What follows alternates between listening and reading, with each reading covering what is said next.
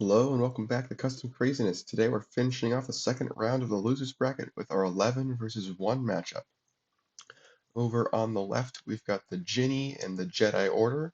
This is a control deck with some snowball elements. The Djinni have a lot of wish actions that have pretty powerful effects, but they can backfire depending on how you use them, whether you put them on yourself or the opponent. And then the Jedi Order gives you a lot of feature counters to give you a snowball potential at the end of the game. Then over on the right, we've got the Geomancers and the Mantis Tribe. This deck also has some pretty heavy control elements, and they focus on winning bases on other players' turns. This gives them a pretty big tempo advantage when they can pull stuff off, and it puts opponents in a lot of sticky situations, especially since they have a lot of removal that almost guarantees they'll get a solo, if not swing a base, at some point in the game. To start off, we're using our low-risk base deck, and the lower seed is going first. Let's jump into the match. So I think a clear best first move for Djinni Jedi is to just play Forced Meditation and then play whatever we get from it. Okay, parry. You get a future draw counter. Where do I want to put parry? It's hand or discard pile. So we can store Wish for Power if we really want. Sure, we'll put parry on Dwarven Stronghold. Use his talent to store Wish for Power. And that'll be it. Ooh, blue lightsaber. Good find. Alright. What are these guys doing? I think we're starting off with Golem and Quagmire. Just a question of where. I think they could put the Golem on Dwarven Stronghold, perhaps. Yeah, maybe both cards. Maybe this is just the base that both players are going to be focusing on at first. Yeah. Alright. I think I like this idea. Get some good stalling control going. That'll work well with the Golem, I think. Let's draw two. Alright, ooh, these are good for Dwarven Stronghold. Let's see if we can stack some stuff like that. Okay. Start of the turn, we have to put a power counter.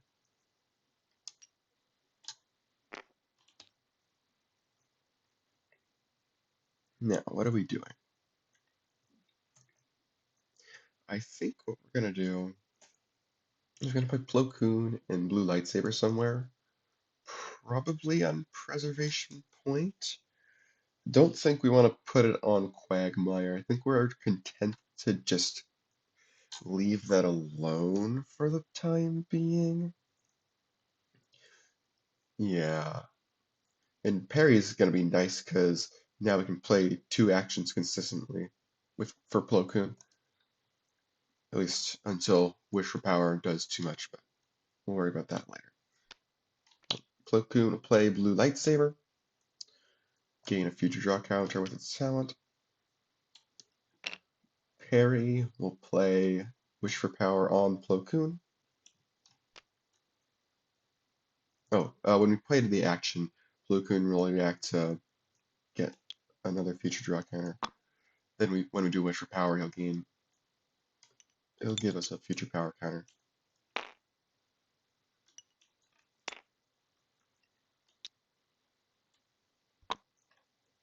Okay, I think that's everything.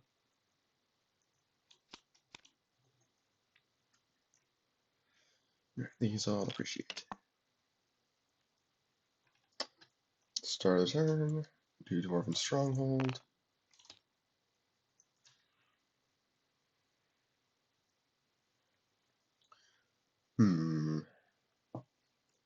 I think we definitely want to put a Petra on Stronghold.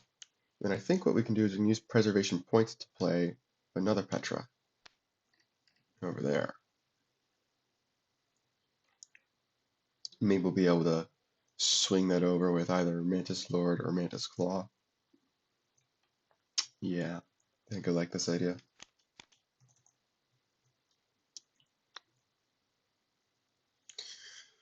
We have a lot of Dreamy Genies. Wish for Power goes back to parry. Speaking of which, we gotta put power counter on. Can we go for Dwarven Stronghold right now? It would get the Petra off before it gets any power counters, but I don't necessarily know if we can get the minions we need. Now let's start with blue lightsaber talent. Maybe we can use a draw counter.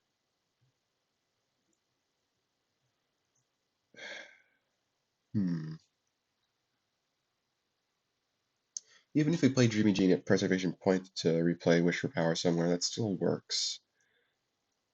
I think I would rather try and trap the Mantis Petra, because if you let these guys stick around, then they can get really out of hand.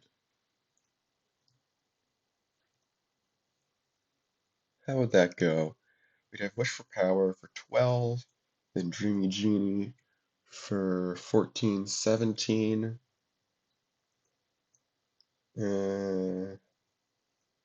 I guess I could play another Dreamy Genie for the last 3.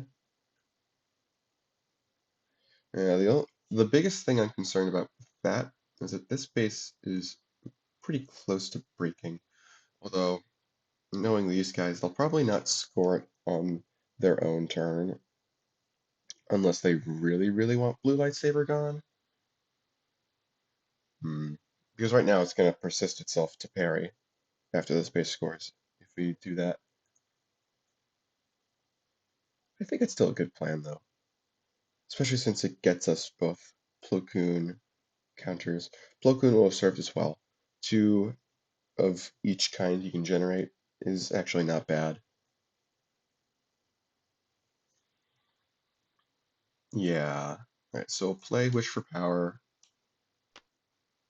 Boom, boom, boom.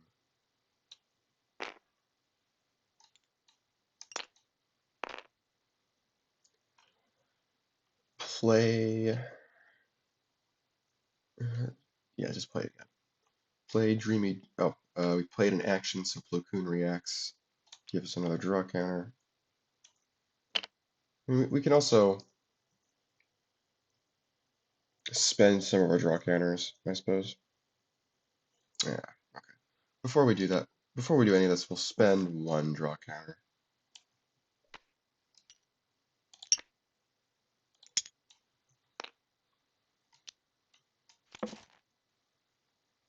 Interesting. Don't think that changes the plan, though. Yeah, I don't want to spend too many of these because the future counters do have value to Jedi Order outside their base use. So we'll just go ahead and do what we were doing.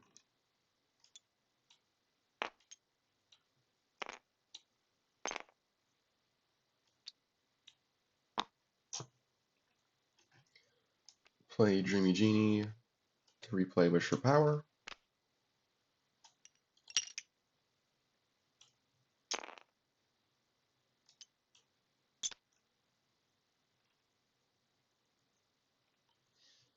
And then play Dreamy Genie with Preservation Point to replay Wish for Power again.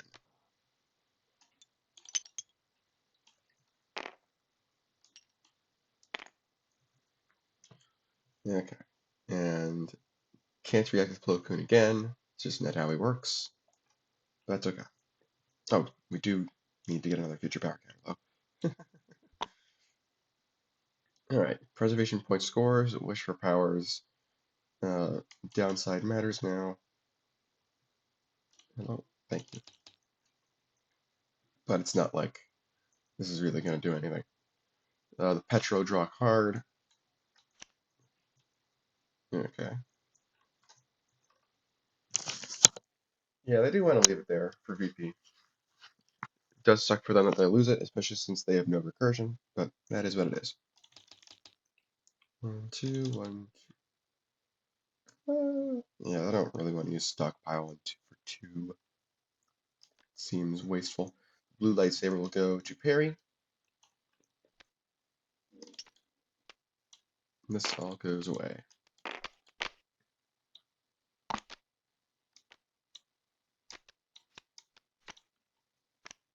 Okay.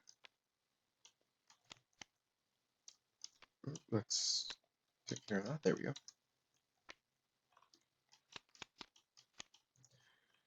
Oh, good. They got another 4. That's good. All right. What are these guys doing? We'll start with Dwarven Stronghold.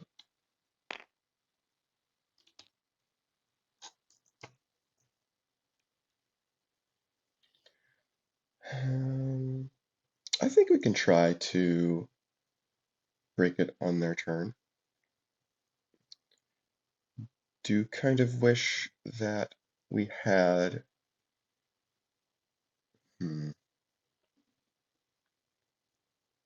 What am I thinking? Some removal stuff to potentially make it a solo, but it's okay. We do want minions on another base so that the Petra can move away. How can we play 2 minions? We get Mark of Pride. Yeah. Play Mark of Pride and then play our normal minion somewhere else. Play Mantis Lord. That's 15, 16, 17. And that'll go down to out of 18, 18 out of 18 with what? 9, 10, 11 power there. Okay, sure. And if they want to try and overcome it, they got to go through Quagmire. Quagmire has done a good job of keeping them off at least. Okay, so yeah, we'll do Mark of Pride for Mantis Lord. Okay, and then we'll use Mantis Lord's talent. Power counter. Power counter. And the normal minion will be Mantis Warrior on Hotel California.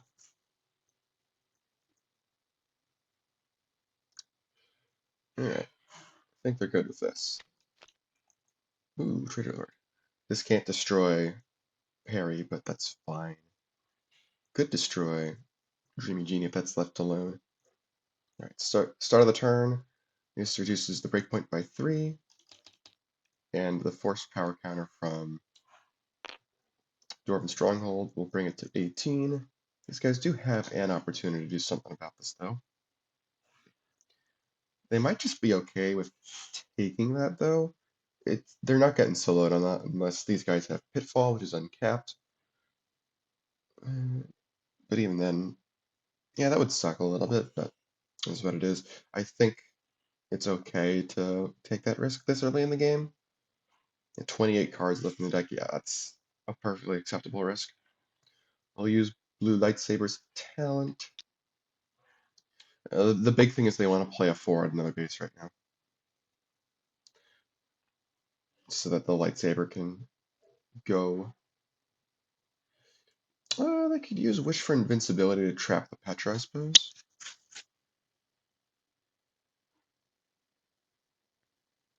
Although I also kind of want to get more lightsabers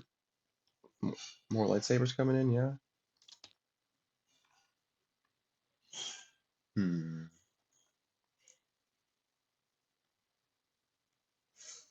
Tough to say.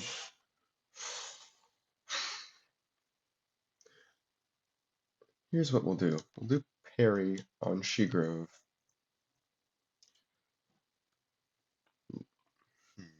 We'll play Wish for More Wishes, I think, on it.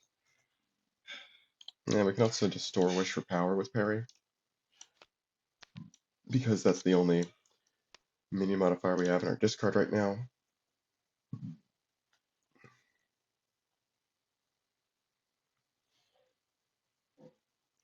Sure, I think I'm okay with Wish for More Wishes.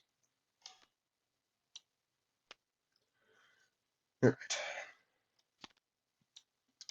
Do Wish for More Wishes, Wish for Fame, Wish for More Time. I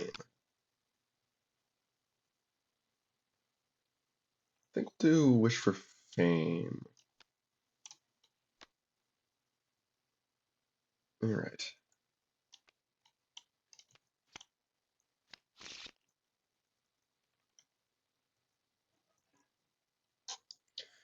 Do they want to use Dreamy Genie to...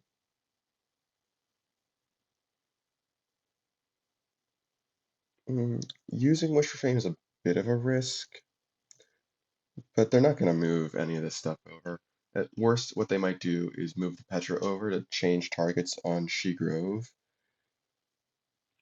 But, that'll be what, 6? This is 10?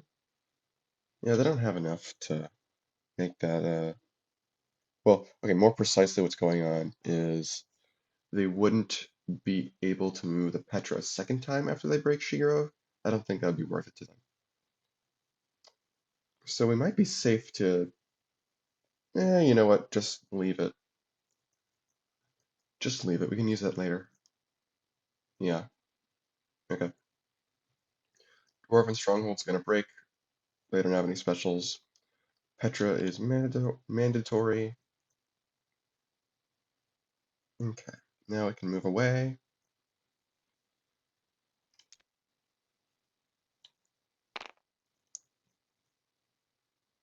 Oh, it's actually kind of annoying.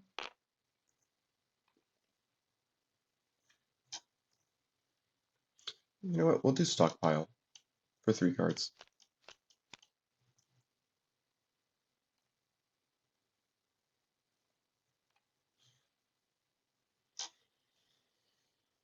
Didn't realize the score would be that close.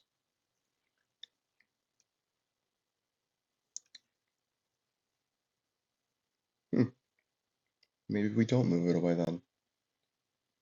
Is it worth the score going to 8-6 instead of 6-6 to save the Petra? I think yes it is, if they can turn it into a solo on Hotel California or something. Guaranteed. So let's think. They'd have 8 from the Petra. We can do Mark of Pride again for Mantis Lord. And that's, let's see, that's 8, 9, 10, 11, 12, 13. Or they could do Throne Room instead. But, no, Mark of Pride's better if we're only playing 1 minion. We can just play Golem normally. Let's see, that'd be 8, 9, 10, 11, 12, 13, 14, 15, 16, drops to 16. And they'd only have 1 minion there. Yeah, that does force them to respond.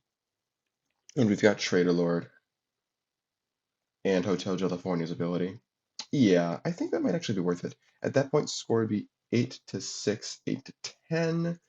If they break She Grove, that's 9-9, which I think still puts them in a good position.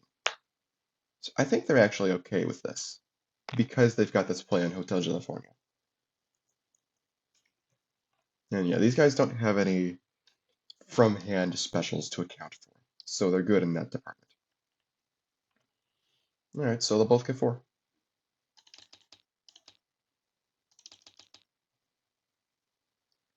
Blue lightsaber will go to other parry.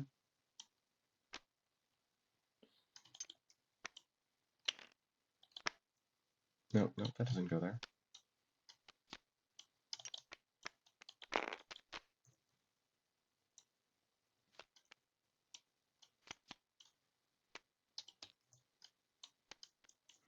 Okay. And they draw 2. Ooh, wish to win a base.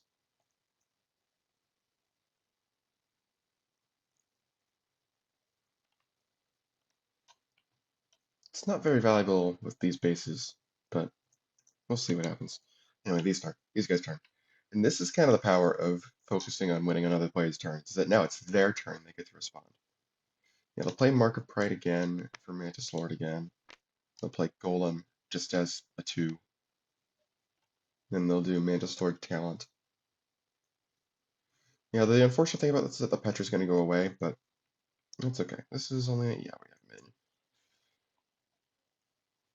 That would be a worthwhile solo, I think, though.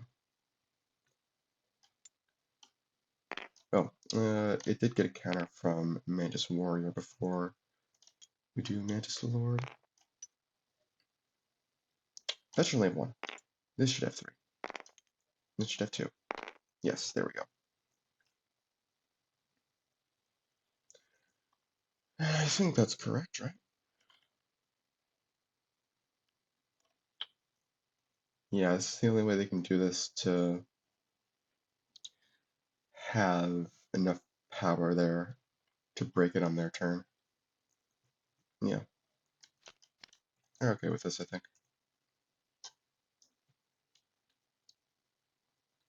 Okay. Get a future draw counter. Oh, this goes down by 4. So this is really annoying. Obviously, I need to put another minion there.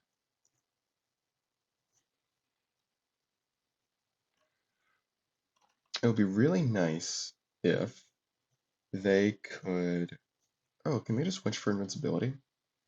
Yeah, they just wish for invincibility on the Dreamy Genie. That takes care of all their problems.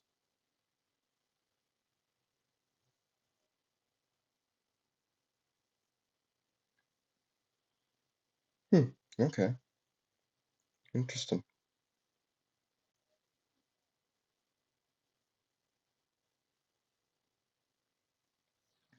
Alright.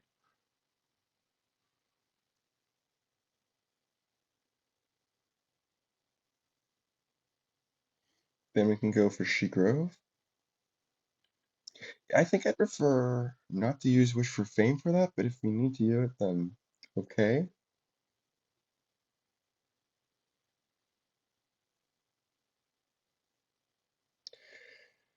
Hmm.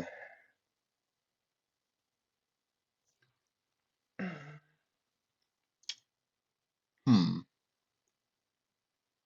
Can we break She-Grove without using Wish for Fame? Assuming we Wish for Invincibility like this.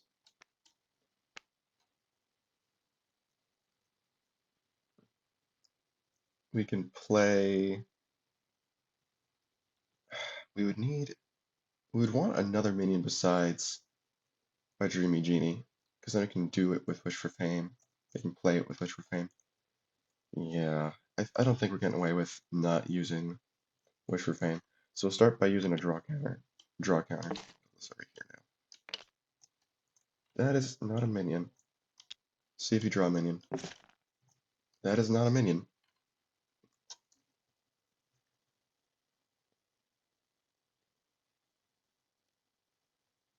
I think we can use one more before it gets too costly. Man, okay, no minions.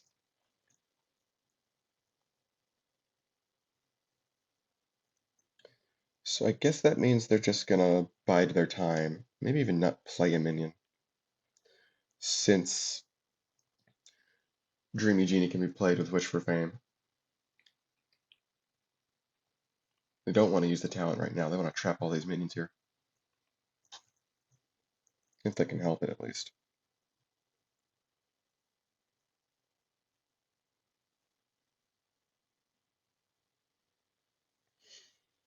Hmm.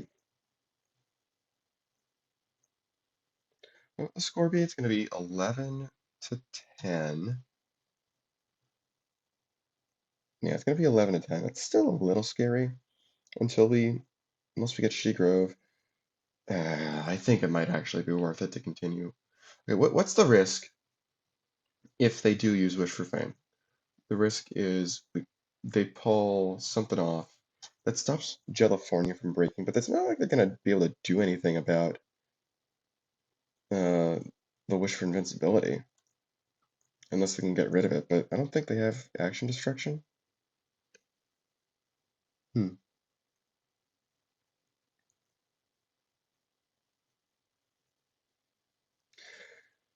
What can they do with just their minion play anyway? They do Dreamy Genie for 6, Wish for Power for 9, and this is 10, 11. Hmm.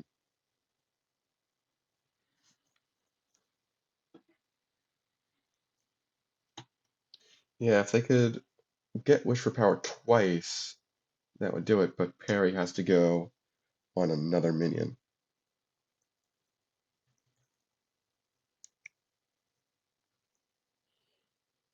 Hmm.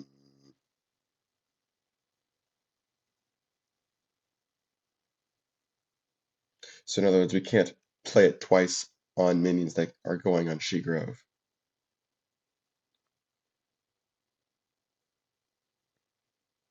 Unless we wish for fame to bring over the Dreamy Genie and play Wish for Invincibility on. Yeah, okay. The process here is we use Wish for Fame to bring over this Dreamy Genie. Then we play the second Dreamy Genie on Hotel, give it Wish for Invincibility. And that would be a way for us to guarantee breaking She-Grove with no power from them. I think they would still move something over, but we'll still do other Dreamy Genie Wish for Invincibility. Because if they don't break it now, we're giving them they're they're giving us so much time to do whatever we want, basically. Yeah. And She-Grove would be breaking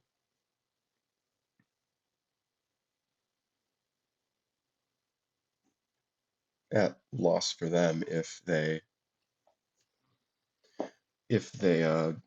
even if they drag something over.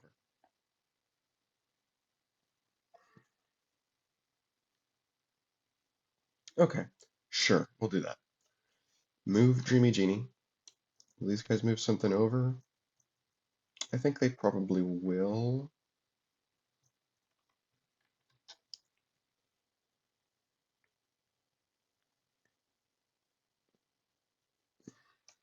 Can they sense this is a trap?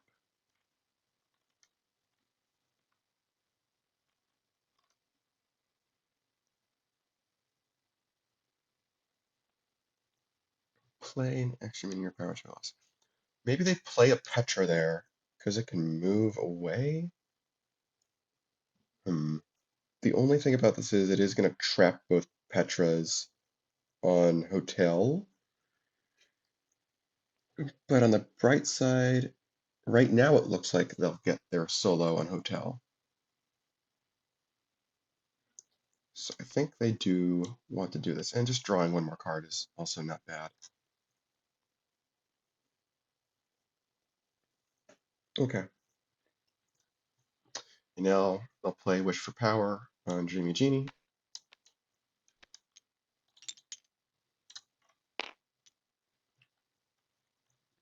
I'll play Dreamy Genie to replay Wish for Power. Let's say on parry.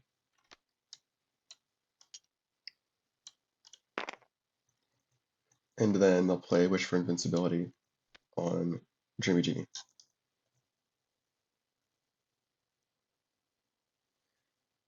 Okay.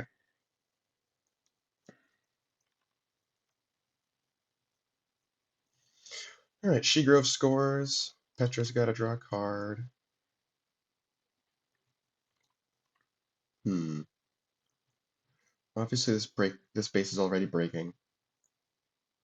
But I do want to move the Petra away since this isn't worth any VP. It's kind of funny that the Petra actually did help them score it. But they could have just used a future power counter if they really wanted to. They would have. They absolutely would have.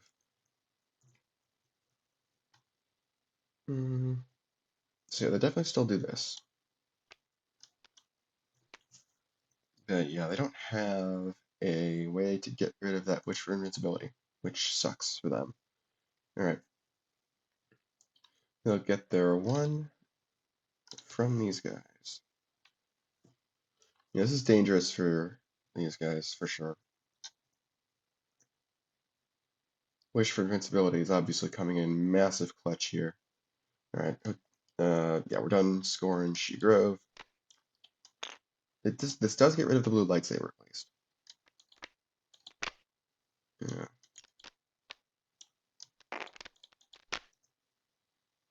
Okay.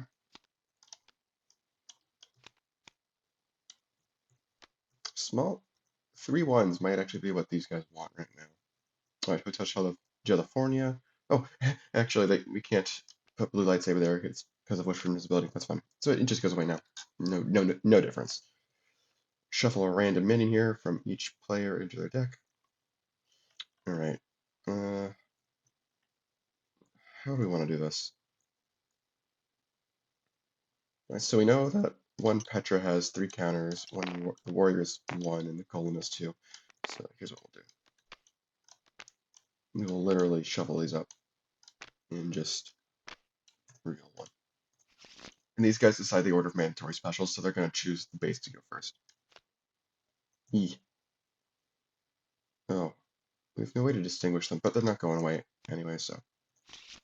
They're not, what am I thinking? They're not going to leave, so it doesn't matter which one that is.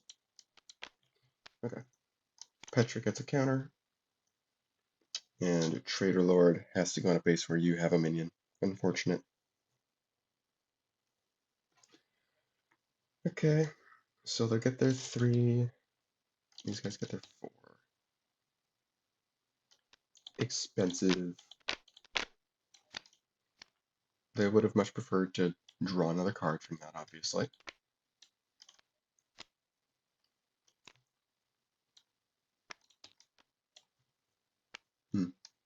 Nightmare World is not the base these guys wanted to see. They're only down by 3, though. They might be able to make it work. Here we go. 1, 2, 3, 4, 5, 6, 7, 8, 9, 10. Okay.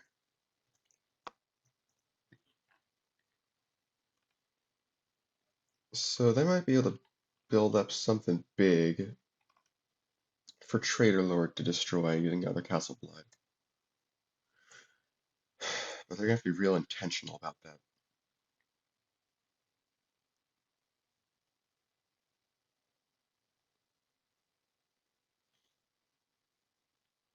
I think what they should do is they should do Throne Room for Golem and then Gaia Knight.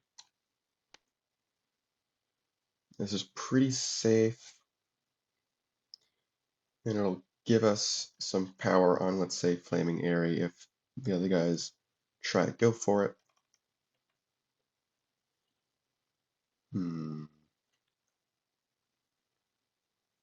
Yeah, I think this is good. Double Mantis Warrior? Okay.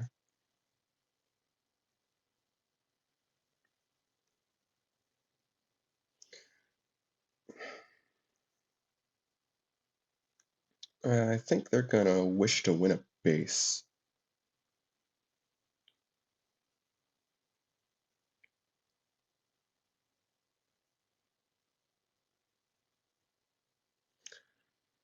And then that way, even if they get soloed,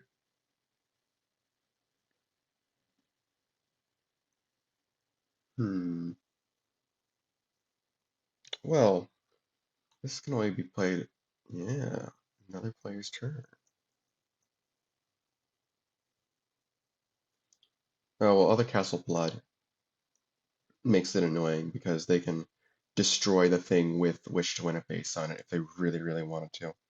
They probably would, since it would mean, losing the game otherwise.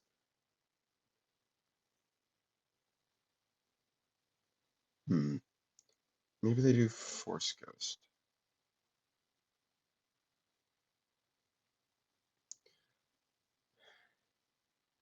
They might just have to accept that other Castle Blood is going to be a solo eventually, and plan to win on Airy, perhaps?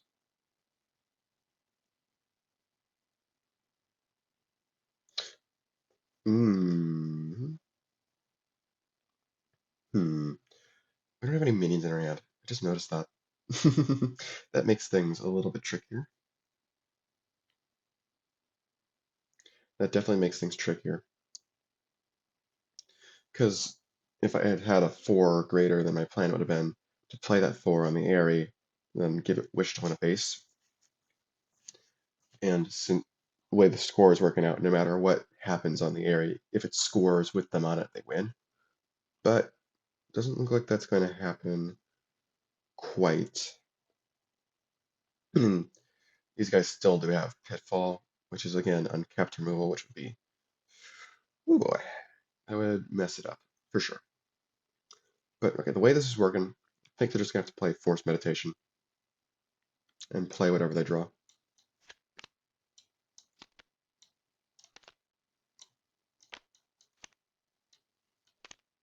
Look at no, Kid Fisto. Okay. Then they get a future draw counter. They'll play Kid Fisto. This thing's still in the area. Force them to go to Nightmare World if they want their double score to win. Yeah. Okay. 1, 2, 1, 2, 3, 4, 5, 6, 7, 8, 9, 10, 11. We'll get rid of, I think, Force Heal. Don't think we need that at this point, even though it is good.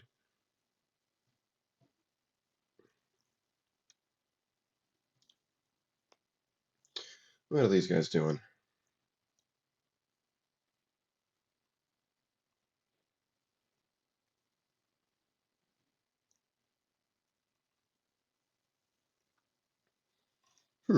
What are they doing?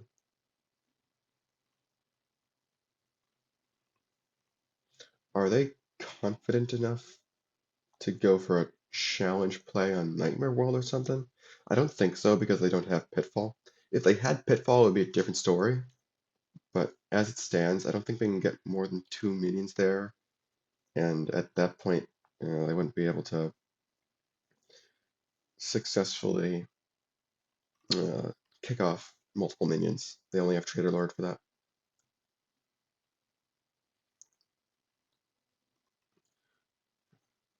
I think what they can do is they can start with Throne Room, play a Mantis Warrior. If they play a second Mantis Warrior, that's going to be worth 11. Other Castle Blood is 14. No. They could do a challenge play on Other Castle Blood. Then at least Traitor Lord can use his 5 power as a way to swing the base without them winning. What would the score be at that point? It'd be 12 to 13 if they get BP there. If it's 12-12, that's obviously a lot better. I think it might be the situation for that. Yeah, play this as the normal minion. Do they want to move Gaia Knight away? 7 power with 2 future power counters. They probably can put down 7 power, at least 7 power pretty easily. And we need, well, we just need to win the base. We don't necessarily need to solo it. And I think that the way that we would swing the base instead of soloing it doesn't, hmm, well, okay, you know what? We can at least destroy Throne Room for some more power counters. Load them up or spread them out? Load them up. No, don't load them up. Push for power. Okay. Yeah, and then they'll do challenge. This is pretty okay. 10 power is definitely a lot harder than, what's it called? 7. If they put a small minion there, then Traitor Lord ruins their day, makes it a solo, and we can play it on Flaming Airy for punchback. Probably for the win, hopefully. I haven't seen much of Geomancers this game, except for right at the start. Unfortunate. Okay. But yeah, I think this is good. Okay.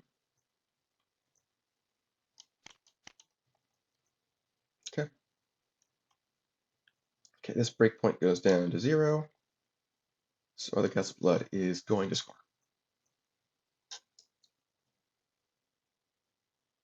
Can they get to 10?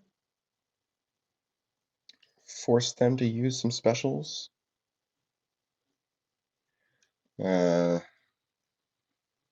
actually looks kind of hard. Hmm.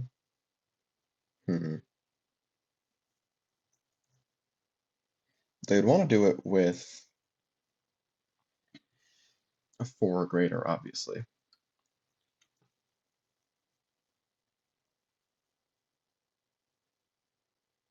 And obviously, we have other Castle Blood too, and we have Flaming Airy. But it actually seems sort of difficult. Yeah. Now, the big question mark is obviously Pitfall. There's like a 50-50 shot they got it. There's approximately 50-50 shot they've got any given card, of course.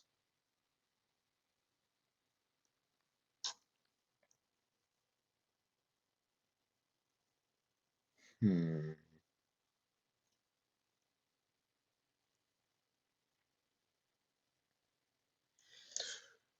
This would be 4. This is 5, 6. I guess we can wish for time. Get rid of this guy, which brings it down to 5. I think I like that. I mean, they're still forced to respond to specials either way.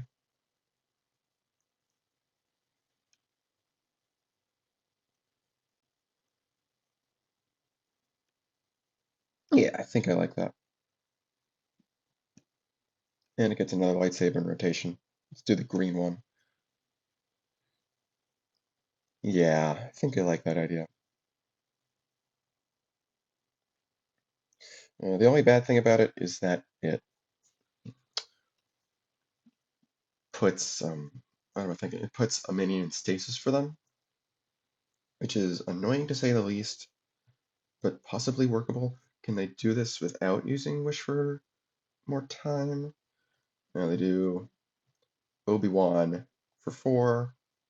They can do, oh, Wish for Power for 7, and then Destroy Wish for Power goes to 11? Is that right?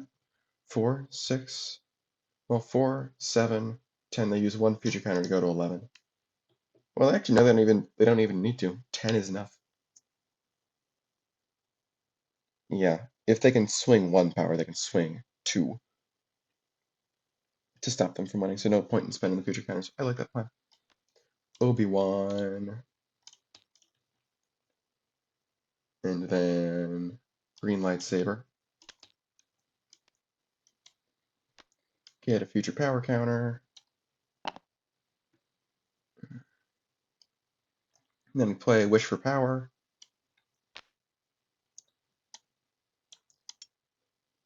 And we destroy it with other Castle Blood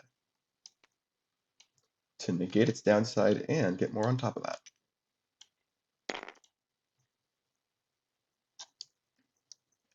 Okay.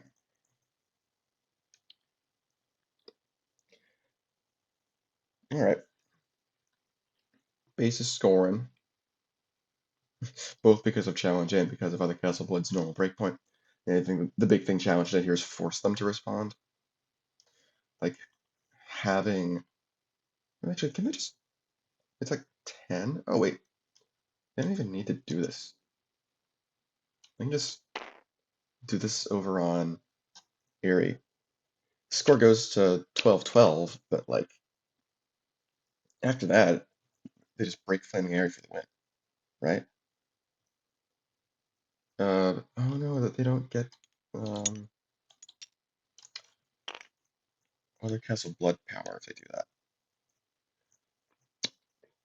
Is there a different? Oh yeah, oh, yes. We don't need to play Wish for Power, I don't think. Hold on. Hold on, maybe we don't play Obi-Wan at all. This goes back to the deck. Mace Windu. Mace Windu for 12. And then we can do or do not for 15. Windu spends 4 counters to play it again. For 18, yeah, there we go. Okay, play do or do not. Give Windu +3.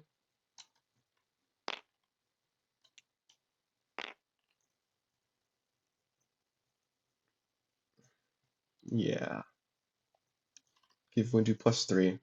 Then he'll react, spend 2 future counters, put a stasis counter on it, spend our draw counters, spend another 2 future counters to remove a stasis counter from it.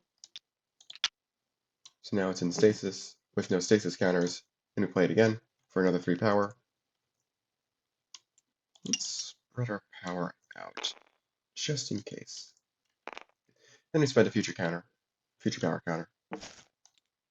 Which would spend both of them for security. And again, spread them out. Okay. We can do other Castle Blood first. Score's going to be what, 16 to 12, 16 to 15.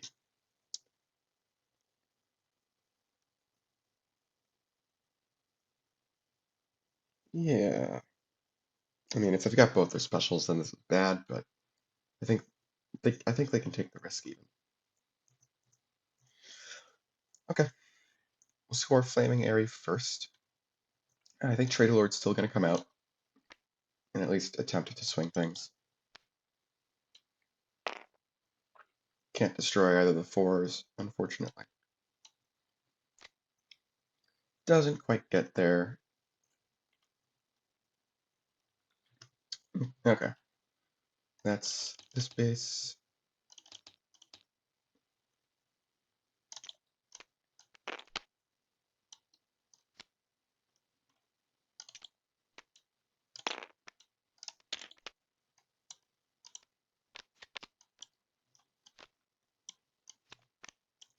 Now we'll score other Castle Blood, and that's just 3 VP for them, but it's not quite enough.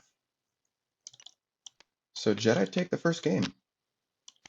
This is a tough matchup for Geomancers with Wish for Invincibility. Yeah, wow. I'll have to keep that in mind. Now we'll see if these guys can win the next 2 games or if these guys will walk away with the upset. That'll be fun. All right, well, see you in the next game. All right, it's time for game number 2. Geomancers are going first. This time, since they lost the last game, we're using our medium risk base deck. Let's jump in. So they've got all minions in their opening hand this time. That sure is something. And they'll play a Mantis Warrior. But I'm questioning which base it's supposed to go on. I see an argument for a lot of different things. Central Souk is a pretty bad base for them, since they want to win on another player's turn. Unless they can get some Petras over to cheese a set of draws out of it, it's usually not going to be very good for them. I think they're going to do Mantis Warrior on Burning Building. All right. Oops. I have to get the breakpoint reduction counters up. I always forget about those. There we go. All right. Oh, Quicksand. That would have been so nice to see last game. We saw barely any of Geomancers last game, except for the Golems. I think Golems and a Quagmire were the only Geomancer cards that got played. That's really funny. Huh. Like, it's actually really funny. No. Okay. Anyway.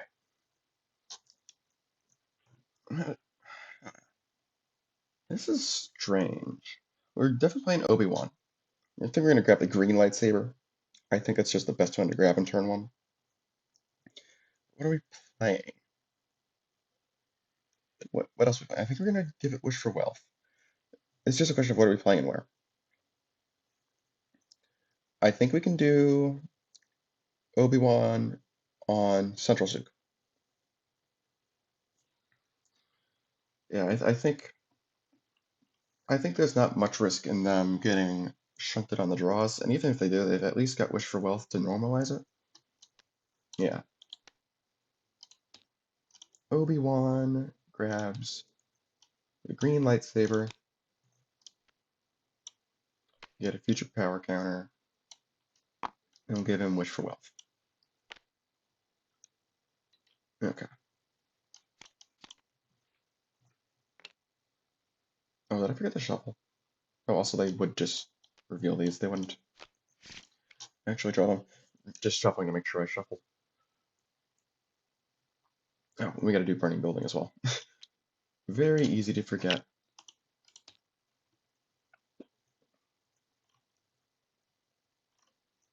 So they're gonna quicksand Obi-Wan. He's still a 4. Yeah.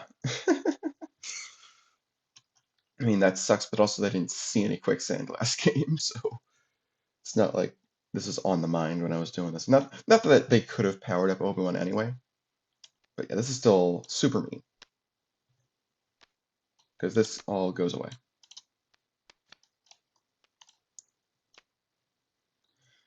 What else are they gonna play? They play Golem. The thing about Golems is that it's gonna shunt them on draw once Obi-Wan gets uncovered. Although, by burying Obi-Wan, have already shunted them on the draw, because Central Sook's a mandatory event and uncovering is optional. So we've already shunted them on draw. Oh, actually, they wouldn't even be able to uncover it until the end of the turn. Well, they would still do that, though. Is is it worth giving up 2 cards now for 1 card from Golem? Probably not. The only upside is that it gets them presence on Sook, which actually isn't not important.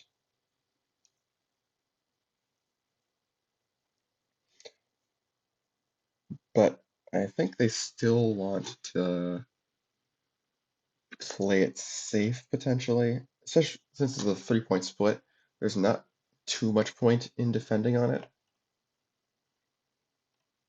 at least right now. They want to put something there eventually, for sure. Hmm. But maybe they wait on that until later? It's tough to say.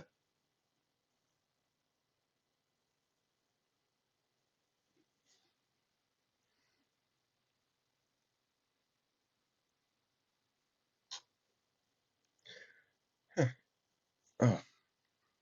Oh, I just noticed that last game, Harry used Wish for Fame, so that these guys would have had 2 opportunities to use it, but I don't think they would have. So, just small point of order from like, what, half an hour ago? Things you notice. Anyway, what are these guys doing? They've played an action, they played Quicksand. What are they doing for their minion?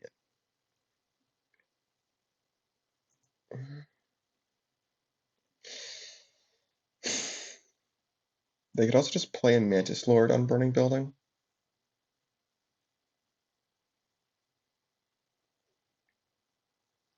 If I'm gonna put anything on Central Sook, it's gonna be a Golem. Is it worth giving up 2 draws to have a Golem on Central Sook? I guess it sort of disincentivizes them from uncovering Obi-Wan, but not really.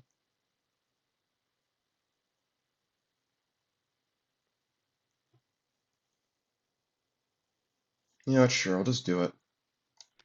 I'm thinking about this too much. It's probably net a good idea. Especially since we've got a Mudman queued up, we might be able to do some even nastier things later. Yeah. Okay. Let's do this, and then reveal what's interesting. Ooh. Good thing Traitor Lord's the one on top. Okay. So this start of turn passes, they can't draw or uncover because of quicksand. They will get to uncover it at the end of the turn, which means Obi-Wan will be able to grab another lightsaber, but that also means that what am I thinking? I have no clue where I was going with that. We'll be able to grab another lightsaber. Oh yeah, uh, the lightsaber won't be able to use its talent that turn, which is really unfortunate. Uh, these cards are good, but I don't think they'd mind it if their deck got shuffled. The big thing is, oh, Burning Building should have gotten another breakpoint reduction. The big thing is, what do we do with this turn? This is an awful turn right now. I don't think they need to put anything else on Central Souk right now. They'll just draw two and then uncover Obi-Wan. So maybe what they do is they put Wish for Invincibility on the Warrior, and then Dreamy Genie can bounce that later if we so decide. Yeah, we're not going to play anything else right now. Okay. We don't have the most power in Central Souk right now, so we'll draw two. Then we'll uncover Obi-Wan. We'll grab, I guess, the blue one now.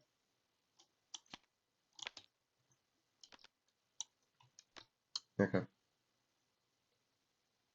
Oh, no, they should have drawn these two, not these.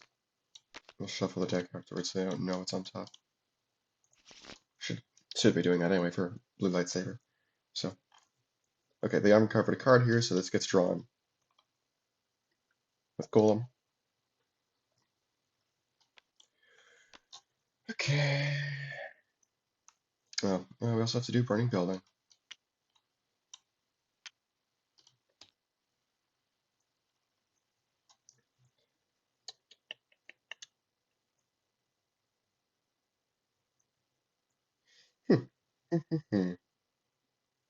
That Wish for Invincibility is a little annoying.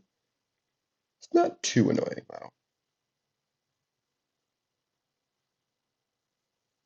Nothing for Mudman to do.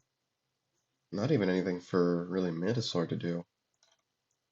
Only base we can really put it on is Central Souk if we want to use the talent.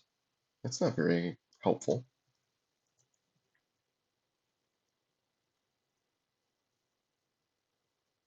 So maybe just spread out. Put Mantis Lord on Shambhala. We do have all three Mantis Lords at this point, so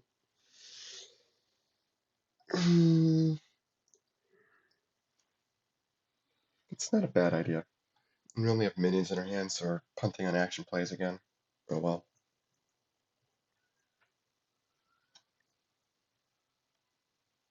Yeah, if they ever put anything that's three or less on Sundersuk, Mudman will make the what's it called, the golem worth our while in the end. Okay. Yeah. Alright. Burning building. This also sets up stuff to use Mantis Lord stuff later. Have, more than one out at a time. Ooh. This is the card we didn't see last game that would have won them the game.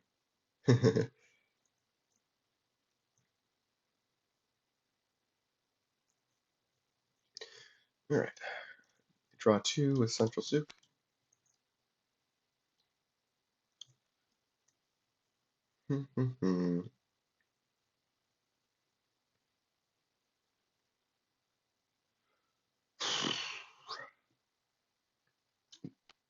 Yeah, they don't have anything in their discard.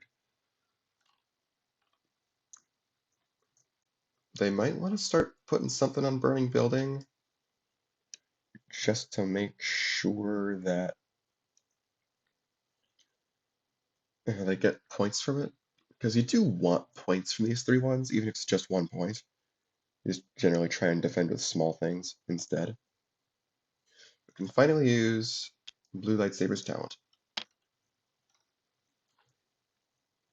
Maybe we just play Dreamy Genie specifically to replay Blue Lightsaber on Obi-Wan again. It's not the worst idea. What are we doing with our action then?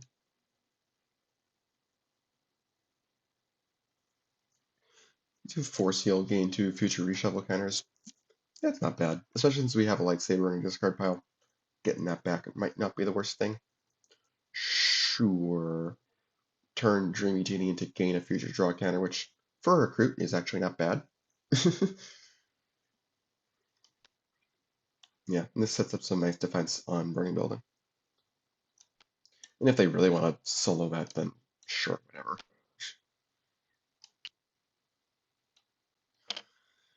And they'll play Force Heal, gain 2 future reshuffle counters.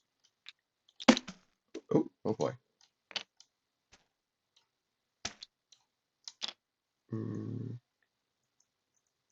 There we go. Alright, Central Souk, they reveal cards. Gin and Tonic, Force Meditation. Okay.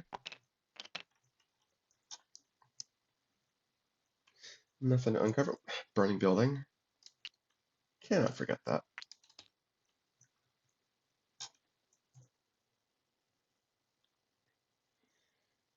Hmm.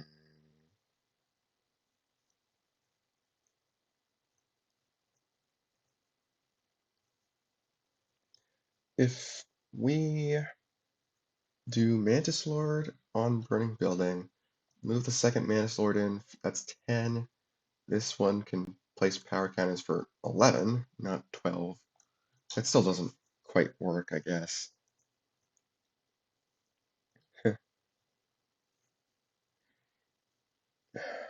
I'd say we do Mudman on Burning Building, but there's no actual point to the burying. They can just uncover at the start of the turn.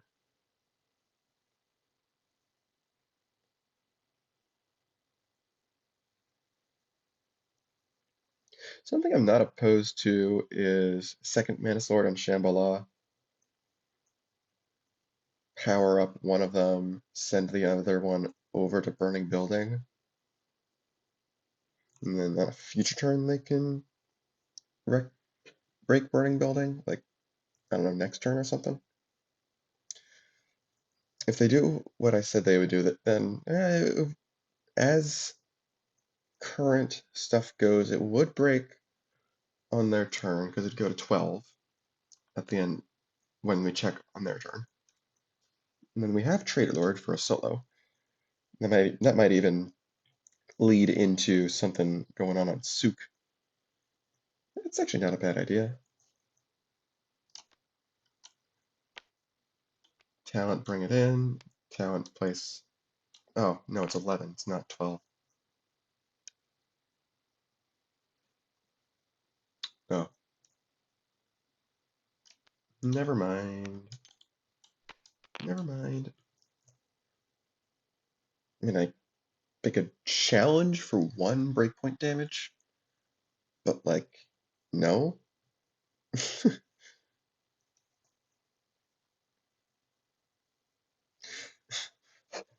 They could Pitfall Obi-Wan. Oh, it's only special. Yeah, never mind. They cannot Pitfall Obi-Wan.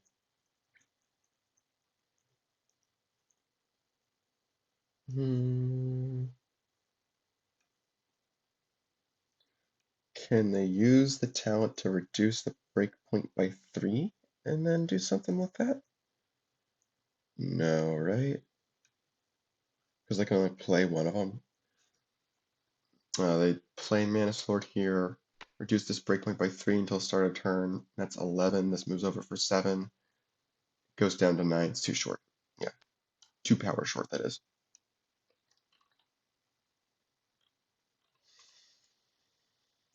Hmm. Hmm.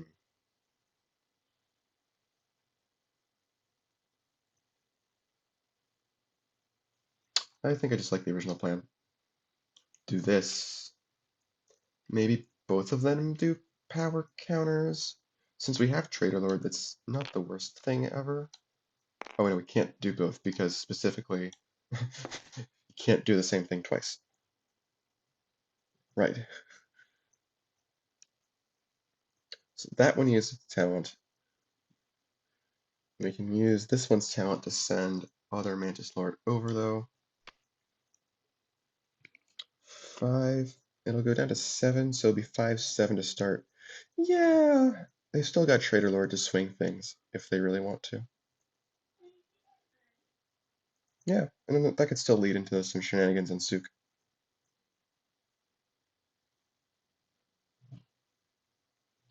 Oh, you know what? Maybe what they do instead is instead of power counters, this one drops the break. While it's over here, this one drops the breakpoint over here. And then this one moves it over.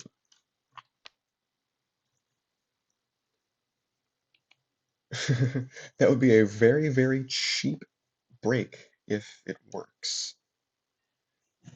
This only really works because they've got both of these in here, so they've got some flexibility in how they swing it. If they didn't, I would not be doing this under any circumstances. But as is, I think I'm actually okay with this. Okay, yeah.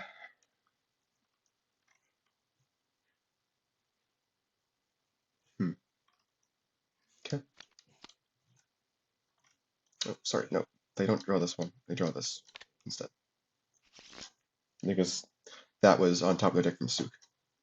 And when we have to do Burning Building, don't forget that. Okay.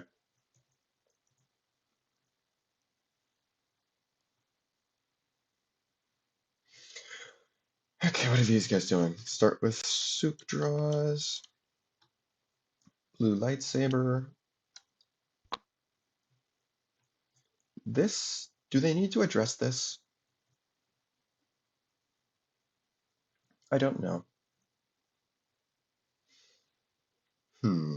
Tough to say. They could just put a 4 down and that would swing it, but presumably they've got some tricks up their sleeve. Otherwise, they probably wouldn't be doing this. Hmm. Hmm. That's tricky. What are they planning? It's the real question.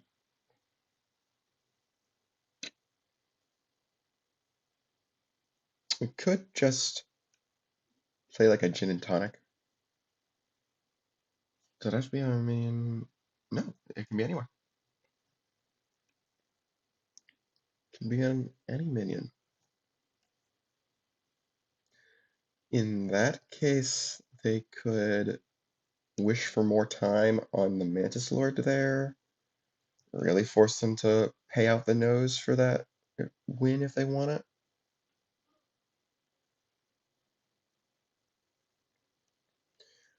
Just have to make sure we don't get too cocky.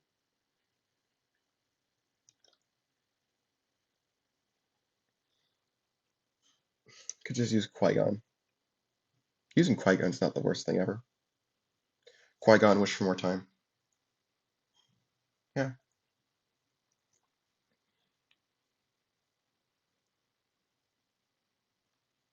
Sure.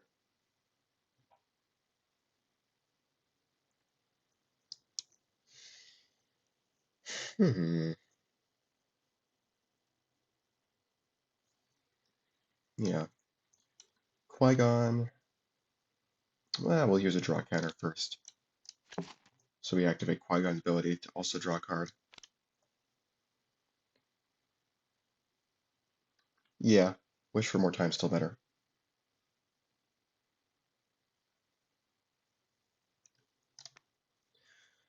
Yep. Do this. Again, force them to pay out the nose if they want to swing it. Assuming they've got the stuff to do that, but you know. Alright. I'll put this over here now. Alright. Move on to base scoring. Running building's gonna score. This goes first. Put Mantis Lord in stasis.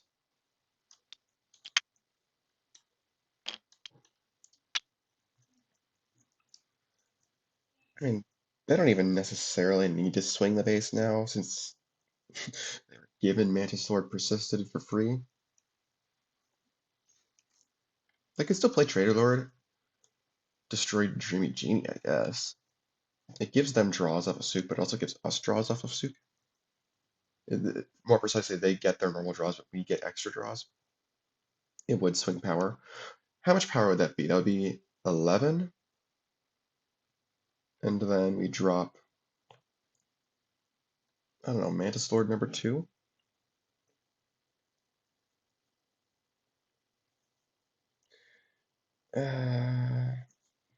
What is that? That's 11. And then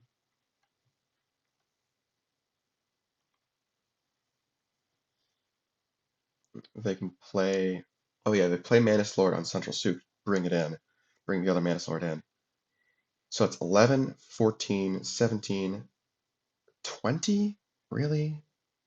Really? That is just with their action play. Maybe they'll draw something that gives them the one more power they need. Is that worth risking? It actually probably is, because they've got Geomancer. If they don't draw something, they've got a backup plan.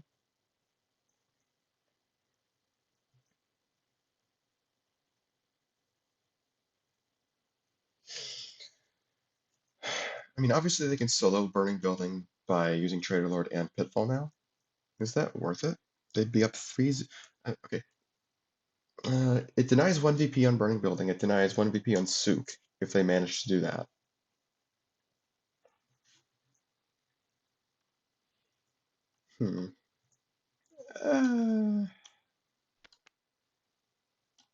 Definitely doing this. And now it's just a matter of, do they Pitfall? If they do that, they're not getting Pitfall back, because I'm fairly certain there's no action recursion in the base deck.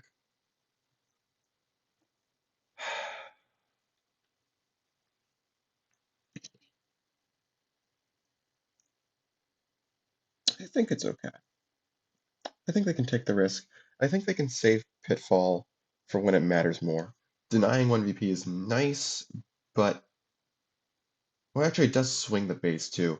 It'd be 3-0 versus 1-3. So it's actually a swing of 5 net, down by 2 versus up 3. Well, actually, it seems pretty worth it. If they're taking the gambit on Traitor Lord anyway. Okay. And Qui-Gon Jinn is, not the best Jedi minion to preserve. He does do something, but he doesn't do a ton, in my experience. Okay, they'll just do this. Okay. This obviously sucks for them, but alright. Qui-Gon remains on the next base. 10 by 10 room. Okay. They get their normal draws because they don't have the most power. This appreciates. What does that? Oh, throne room. Oh, they don't have a minion to play with it. Oh.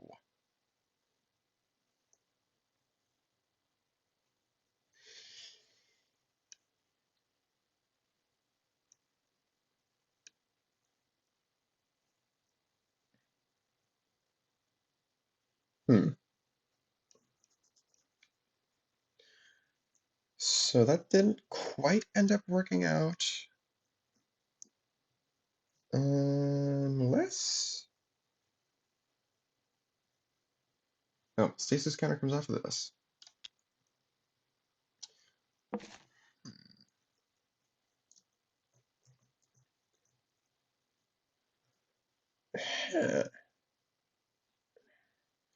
How much movement do these guys have? They got Shakti, but I'm just thinking, do they challenge on Central Souk? That would be a gutsy challenge. They'd probably want to Geomaster this. If they're gonna Geomaster, they should just Geomaster and only do that, though.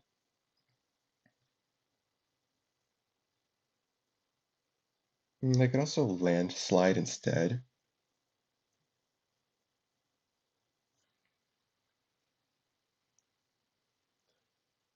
Yeah, that's not a bad thing. It gets rid of the blue lightsaber as well. Then we just play something somewhere else. Play Mantis Lord.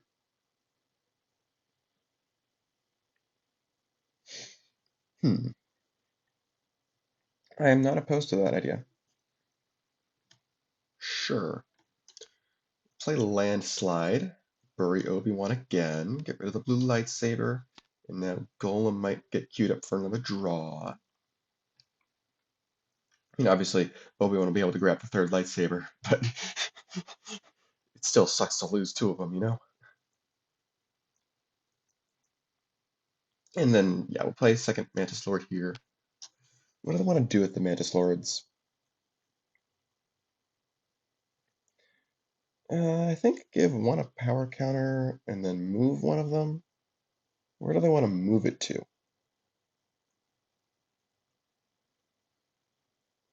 Oh, before I forget, this is an incorrect version of this base. It should be a 4-3-2. I don't know how I ended up with a version that's 4-2-1, but it's a 4-3-2.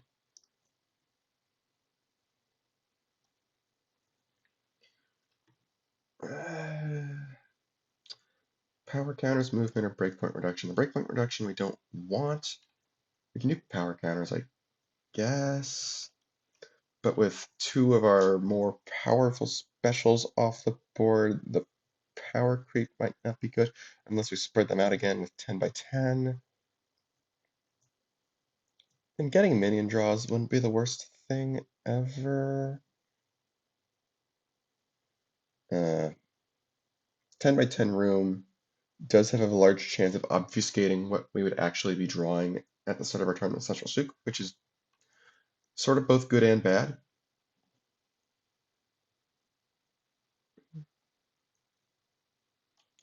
And we've got a throne room that we can use to draw to play any twos we get, I guess. Okay, and which one gets moved? This one used its talent, so we use this one to move it. Yeah. Okay. We don't play them. We just reveal them with Souk, and then 10 by 10 room is going to present the Mantis for her. So actually this doesn't get shuffled. Okay, this is confusing. Okay. We're just going to put the Golem on top of the deck so that I remember, don't get this stuff mixed up. This is presented. This is in stasis. Okay.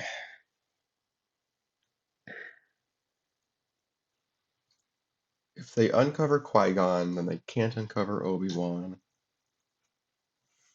But it might be better to uncover Qui-Gon right now anyway.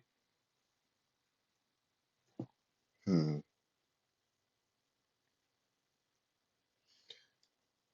This is a tough spot. Like they definitely want presence on Souk. So maybe they hold off on uncovering Qui-Gon in order to get Obi-Wan back. Which means they probably want to play another 4 so that they can move the lightsaber away. Yeah. Move the lightsaber away in a way. The purple lightsaber that they're gonna grab with Obi-Wan. Or they could use a reshuffle counter to get back the green lightsaber or something. That might be better. Yeah. I think that's better. Okay, we'll play Yoda on, I think, 10 by 10 room. We'll spend a reshuffle counter. Let's spend them from the front stack style. Get back the green lightsaber.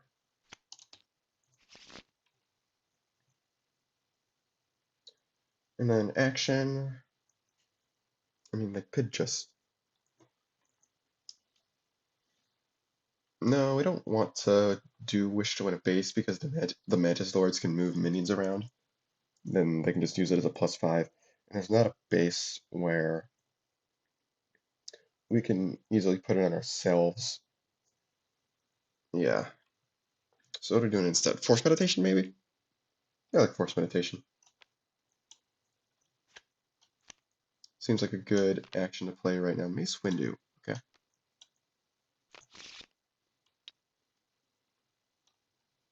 Sure.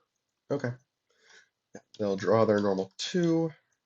Now it's end turn. They can uncover Obi-Wan, grab that green lightsaber that they didn't draw, fortunately.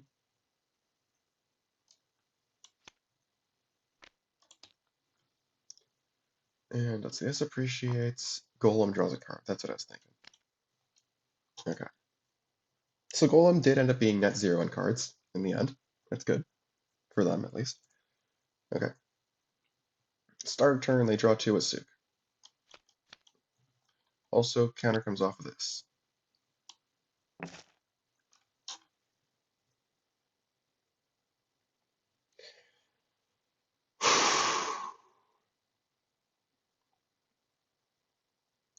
I think they want to do Sook right now instead of 10 by 10.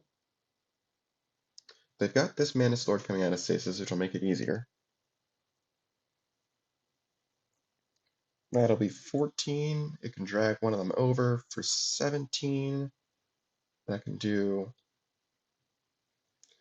power. Oh no, that's a 4. That's just enough. Oh, nice. Is that worth breaking on our turn? Probably. Yeah, we have no particular reason we want to score that on their turn right now, so I think we should just take it while we can. The fact that there's a minion here to defend is fine because it's a 4-1. We're up 3-0 right now. Yeah. Okay. Play Mantis Lord. Use its talent to move a minion to or from there. This guy will use its talent for power counters.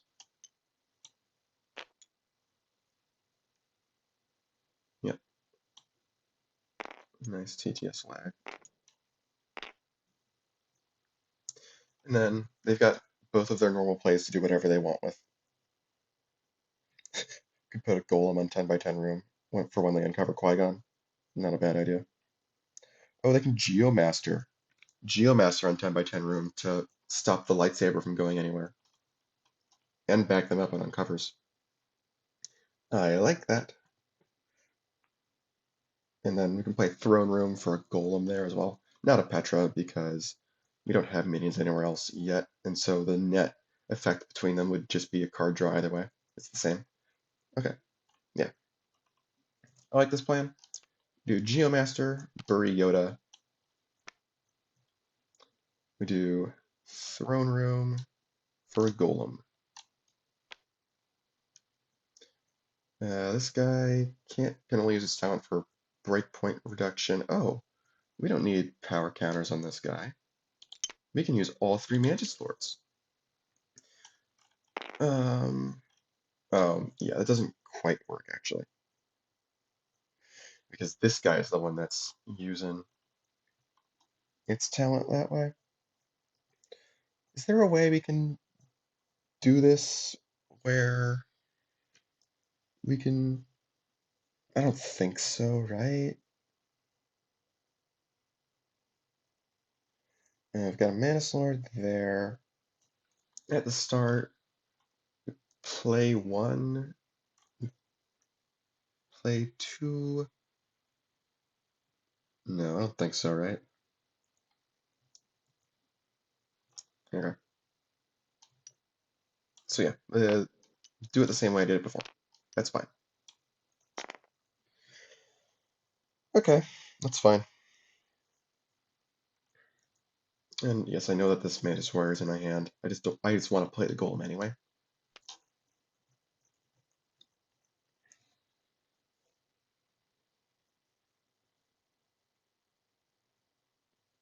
Yeah. Yep. Mm-hmm.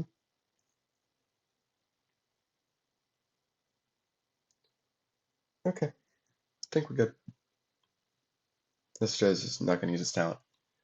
That's okay. No specials over here, no specials over here. So it's just a cut and dry 4-1. It's another one of your minions. They have no other minions, so goodbye, green lightsaber. They didn't get to use it once. Lol.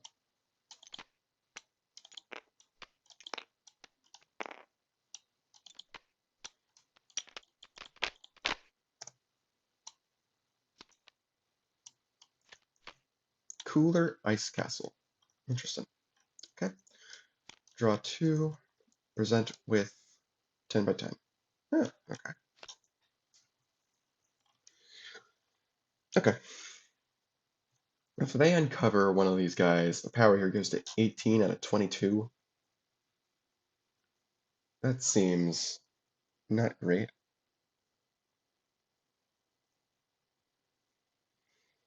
It seems highly possible for them to solo.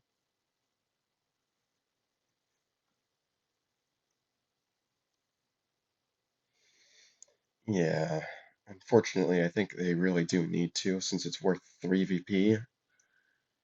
They don't present. Oh, yes, they should have presented with 10 by 10 room the other turn when they had Yoda there. Sorry, I'll just do that now.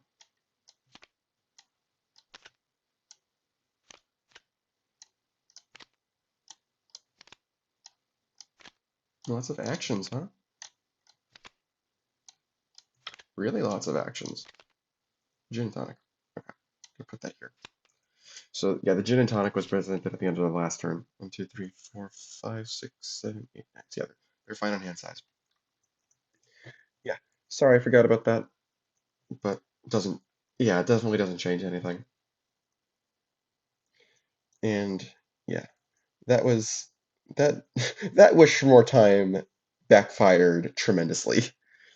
In fairness, they took that risk thinking that they wouldn't have both Traitor Lord and Pitfall at that point, which were the exact two specials of their 3 that they needed to do that. So it was a worthwhile risk considering how many cards they still had in their deck. Okay, big question, do they uncover something? I think maybe.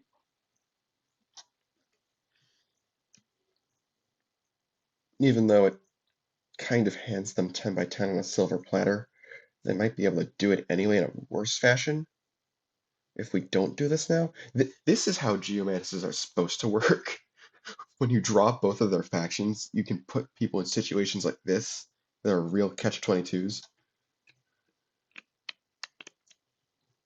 on their own turns. So I think we do uncover. It's just a question of what.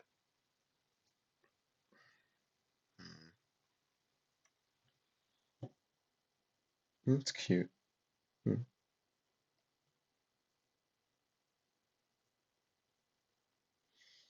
Hmm.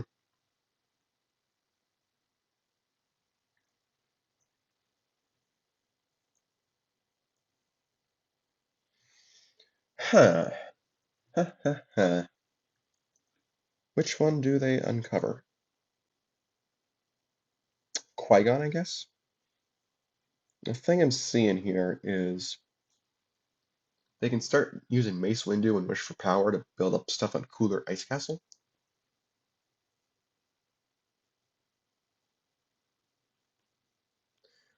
And Qui-Gon is going to benefit us more if we do that. Okay, Qui-Gon gets uncovered, so Geomaster reacts.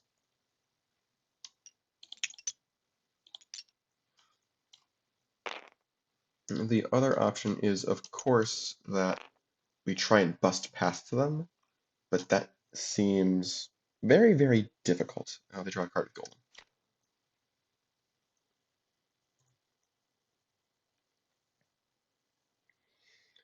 That does seem very, very difficult. And again, we still can't wish to win a base. Actually, we could wish to win a base on the Mantis Lord itself. Huh.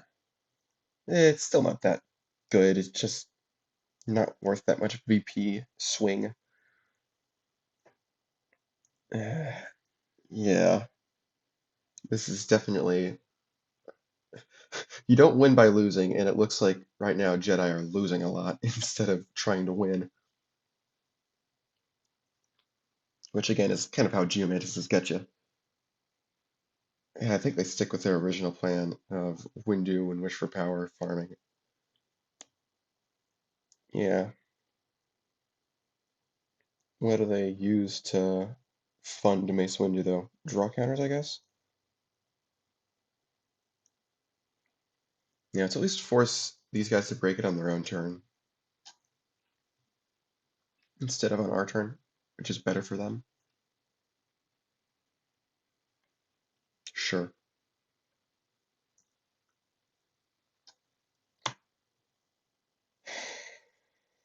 Hmm. Yeah. Let me play Wish for Power on him.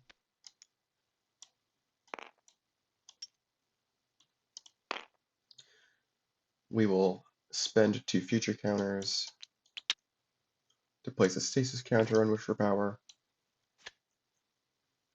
Wish for Power, stasis counters, there we go.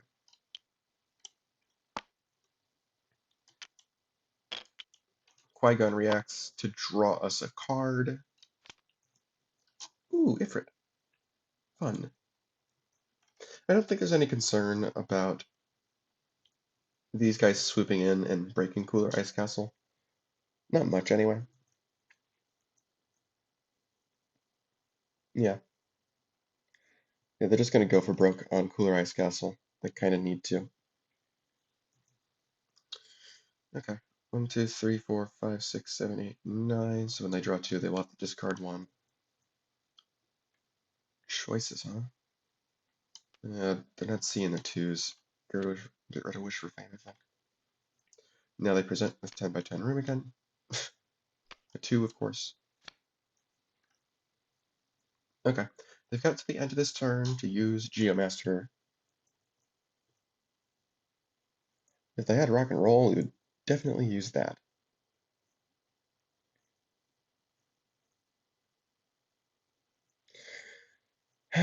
What's the best way to do this? Oh, Pincer Attack, less than or equal to. Oh, we drew Pincer Attack. They might be able to solo that then. That would be worth. Yeah. They can do that really, really easily, actually. Just play this with Throne Room, Mantis Lord, gives out a few power counters. And then they've got both the regular plays to start going somewhere else.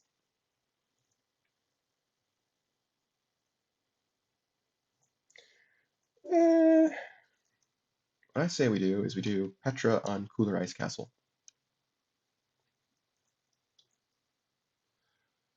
And then Quagmire on Cooler Ice Castle?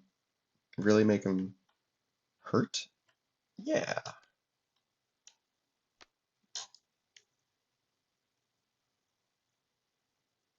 Hmm.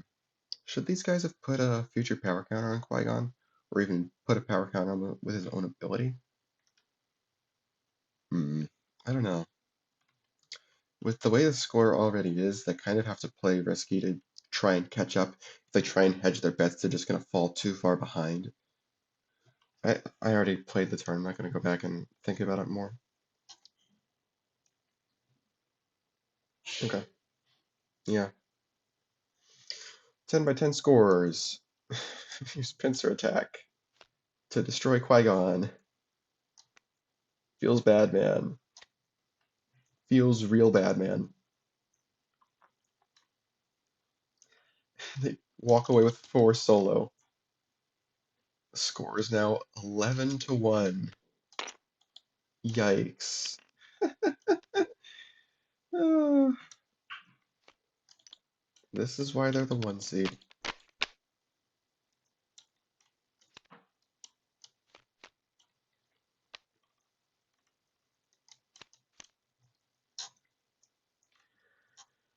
Okay. Wish for Power was its stasis counter. I mean, even if they had put a power counter on Qui-Gon, all that means is that these guys would have put a minion there anyway. Probably a Petra. The only difference is that this minion wouldn't be here. Yeah, that's pretty much the only difference.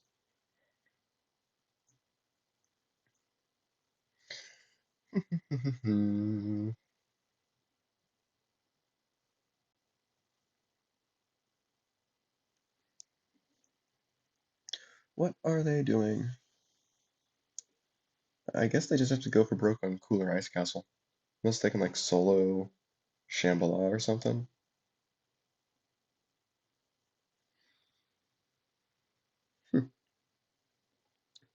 Tough question. Tough question. Obviously, they can play Wish for Power. It's 14. They can play a Dreamy Genie anywhere. That would make it at least 17, 19 if you put the Dreamy Genie there.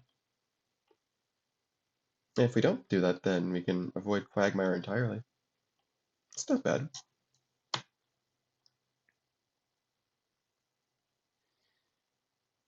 Yeah. Hmm.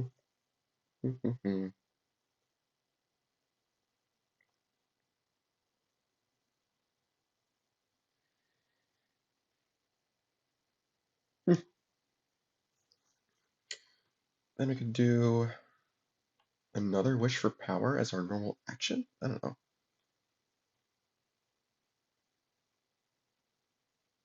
It's actually not a bad idea. Sure. Right. Boom.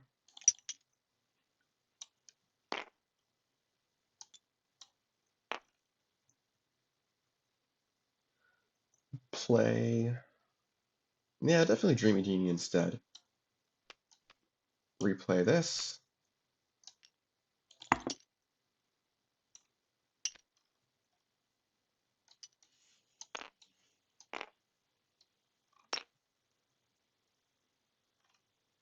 Oh, was I wrong about how much power that adds?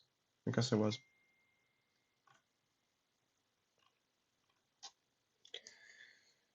And action. They might just do the other Wish for Power.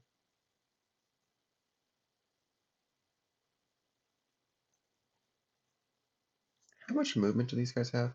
We don't want to do Wish to win a base, obviously.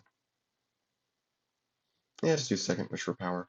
We do have parry, so we can recover those somewhat.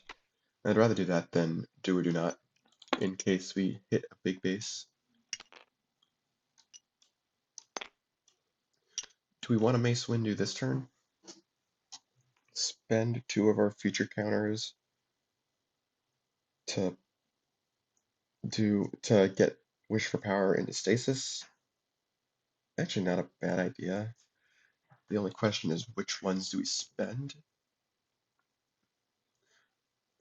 Kind of feeling like we should spend everything this turn. Spend these to put Wish for Power into stasis. Spend the reshuffle to get back green lightsaber again.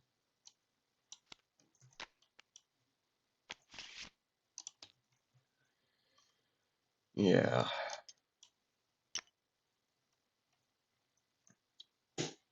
Alright. Cooler Ice Castle scores. Petra draws a card. And that's it. Look at their 1 VP from Cooler Ice Castle. Let's see what they get. And the actual power is obviously 2 to 4, but it's not going to matter much. Winners Redoubt. Yeah. Well.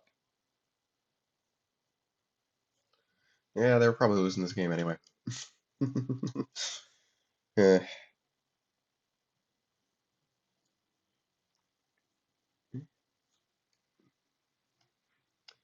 They were probably losing this game anyway. This just cuts to the chase. Play Market Pride, I guess. To be clear, what's going on here is that Wish for Power's downside is coming into play. I guess that's an argument for doing do or do not instead. Yeah, again, there was no way they were climbing out of that. What is that, 9 VP hole? There's just no way, you know? So I'm fine with just cutting this game a little bit short. Alright, that's, yeah, Wish for Power. Once the base starts scoring, this goes down to 4. So they get the winner's reward to go to 15. What a game. I think that's been these guys' most dominant victory in the tournament so far. Yeah, last game they got completely stomped, and now they completely steamrolled their opponent. We'll have to see what happens in game 3, I suppose. Yep. See you in game 3, I guess. All right, it's time for game number 3. This one's for all the marbles. Whoever wins this keeps going. Whoever loses this goes home. We're using our high-risk base deck, which has some killer bases. And we're starting with Jedi going first, since they lost the last game. Let's jump in. This base is awful for everybody. I guess that's part of high risk, because you never know who's going to be able to do what. If they put a 4 there, then these guys can just put a 3 there. And even though we get to our choice of base, we lose the lightsaber or whatever else we put on it.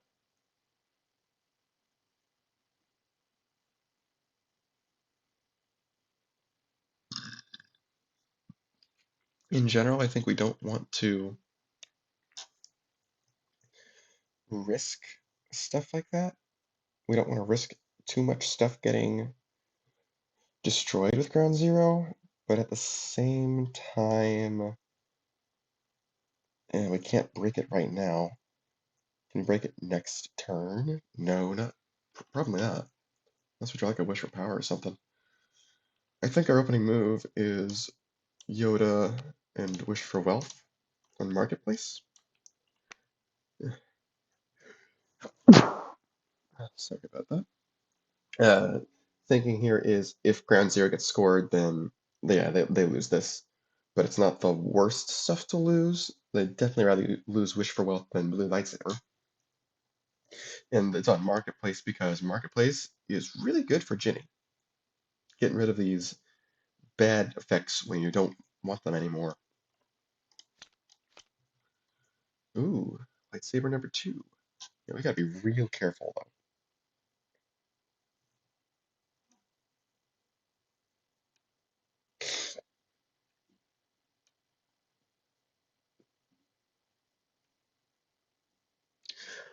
Huh.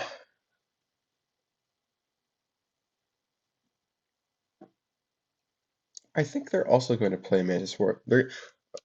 I think they're also going to play on Marketplace.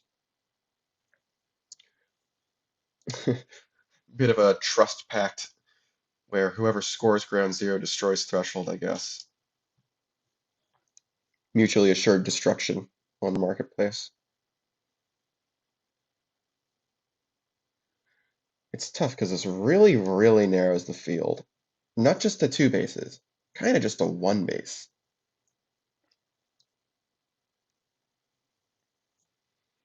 I think they still do that though.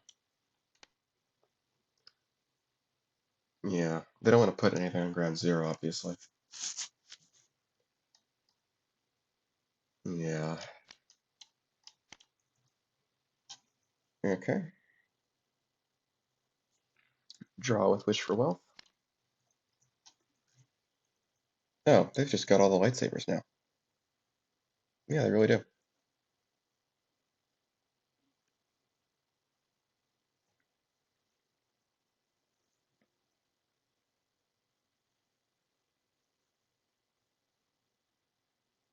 Yeah, we don't want to put anything on threshold just in case they can break it.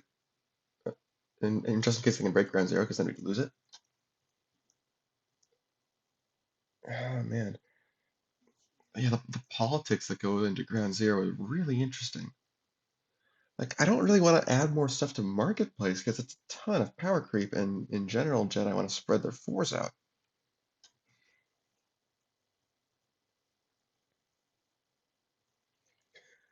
Maybe we just throw a 4 into ground zero and hmm.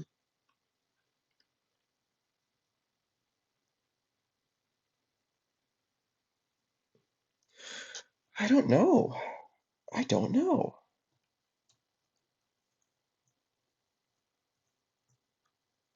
Huh.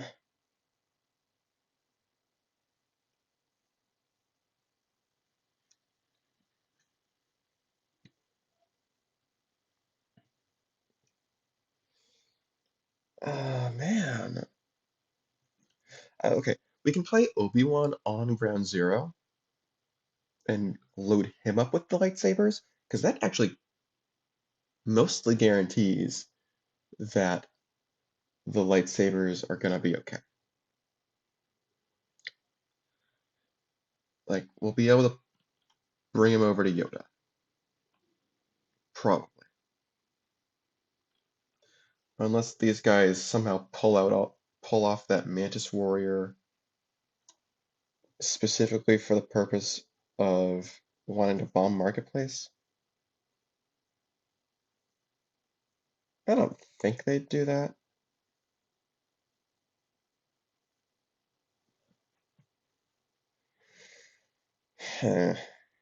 I think that actually might be the best move, though.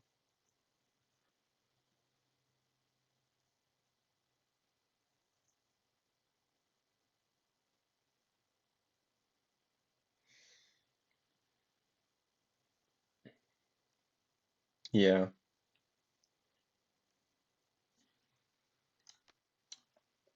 play the green and the blue. Actually, no, we learned last game. Do the purple. It's slightly less valuable. Don't want to put all their eggs in one basket.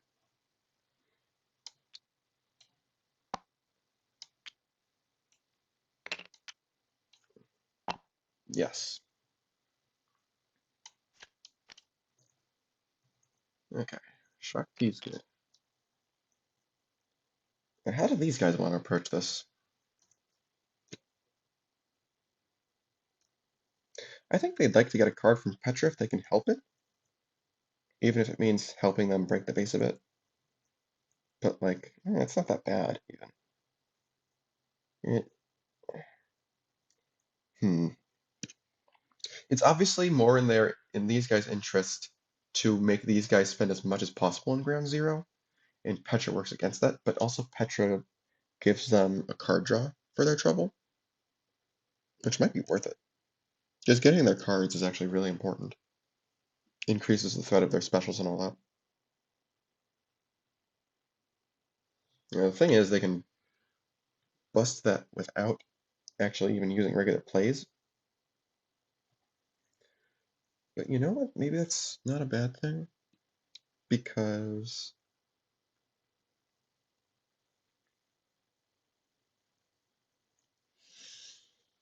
hmm, it's not a bad thing because these guys aren't really incentivized to the double score marketplace, even if they were able to, because then they lose their lightsabers.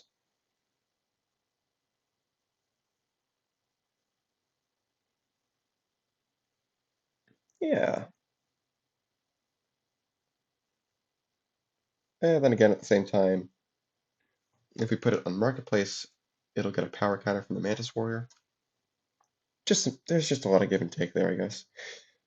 Uh, I'm gonna make the call that forcing them to spend more than just the future counter is good enough to give up the card draw and get the power counter instead.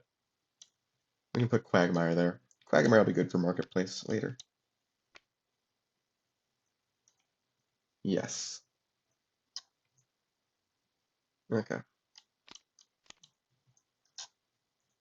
Ooh, quicksand. That's good. Here's to hoping they load all the lightsabers up on one minion. Okay, Wish for Wealth draws them two. They'll use the talents on the lightsabers.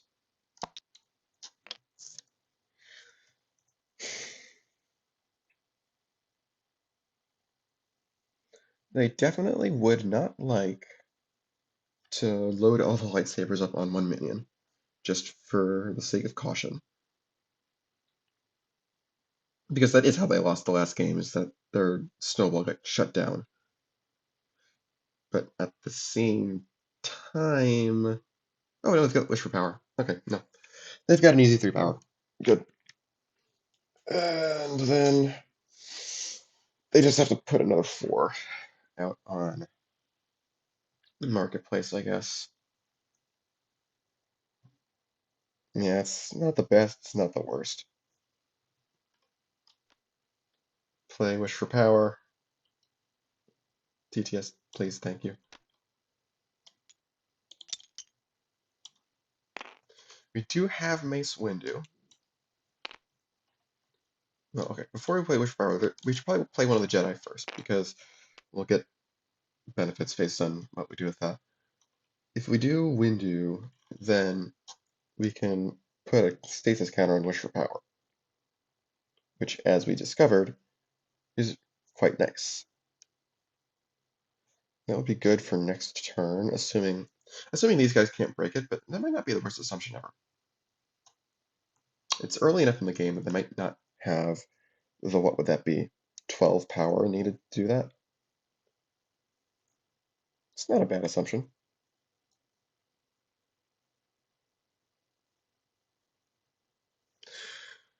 The other option is Plo Koon, but he's only getting one. Yeah, I think I prefer this line with Windu. Play Wish for Power. What are we spending? Spend probably not both reshuffles, probably one of each. The ones we just got to put Wish for Power in stasis.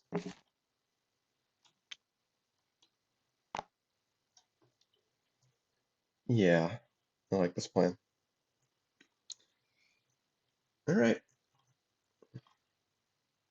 Ground zero scores, no VP reward, but get rid of threshold. Mutually assured destruction works. Lightsabers are gonna get spread out. Put the green one on. That's funny. They're trading lightsabers, I guess. Now we replace Whiffy Windle. Huh. Okay. And then they draw two.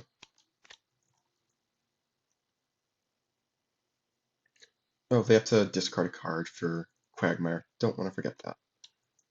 What did they have? I think they drew these. Yeah, they drew these. So this was their hand. What are they going to get rid of? Probably Wish to be the strongest minion. It's a pretty good card, but actually no. Maybe Wish to win a base. I don't think Wish to win a base is going to have a use in this matchup. There's just too much movement that can come out of nowhere. Yeah. Yeah. Okay. That's what they'll do with Quagmire. Okay. Now it's their turn. What can they do? They can do Mantis Lord for 16, 17, 18, and then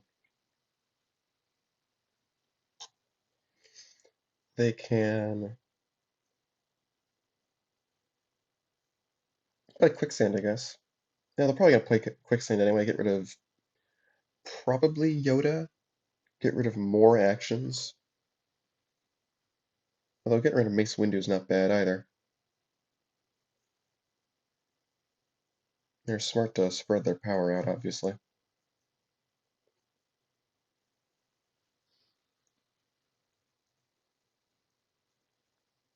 So maybe they play Golem instead.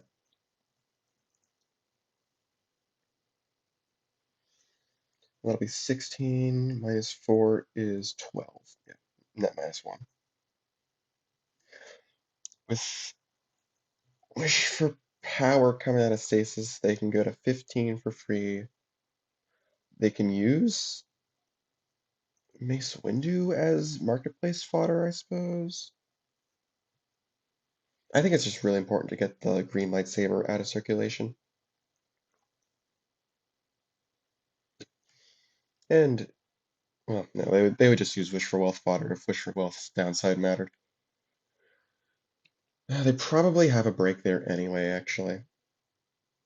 So maybe it's better to put something somewhere else so that the Petra has a place to move to.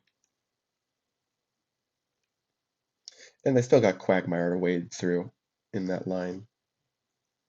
I kind of like that.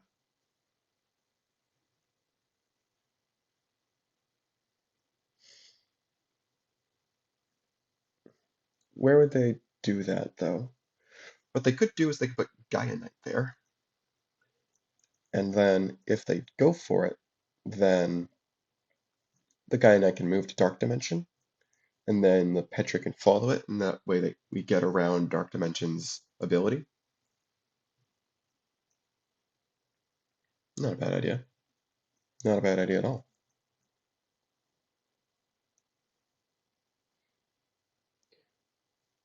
And if they don't go for it, then we can do this on our own terms. Sure. Do Gaia Knight. We'll do Quicksand. Bury Mace Windu.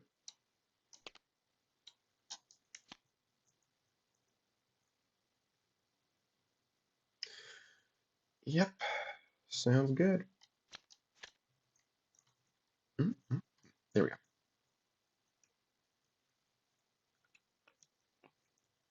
We can also just put stuff on Withy Wendell, obviously. That is certainly a thing we can do.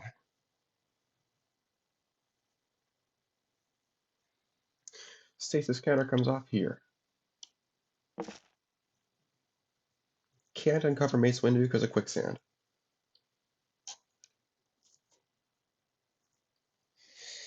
Now we draw 2 with Wish for Wealth.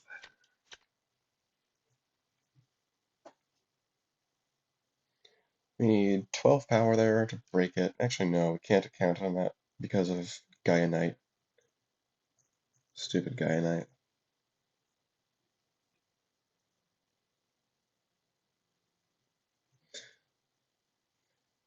Unless we can somehow break it without playing a minion there? Not as dubious as one might expect, actually. Dreamy Genie can replay Wish for Power for 1.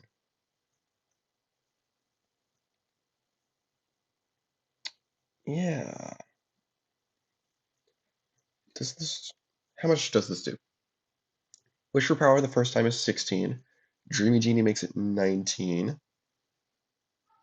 We can wish for we could wish for invincibility on Gaia Knight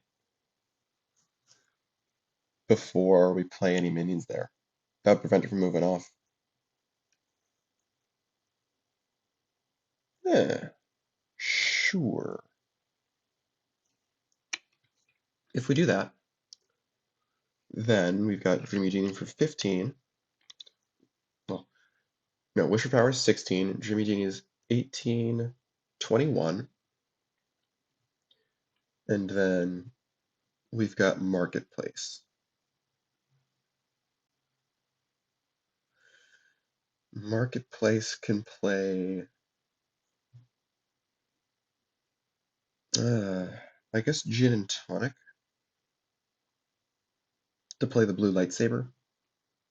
But no, but we do still sort of want a place for the lightsaber to go. That's actually really, really important.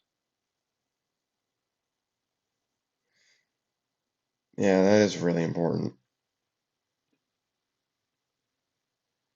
Okay, so maybe we do Plo Koon instead.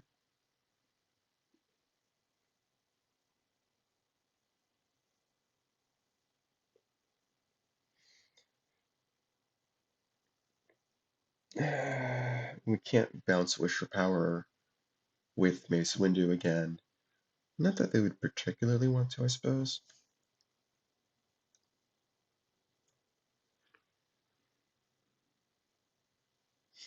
We do also just need points. We do need points. But maybe getting runner-up position on Withy Wendell will be okay. That'll be good. One can hope.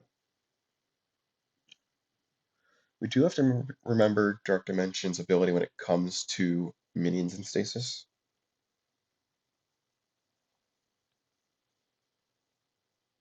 Hmm.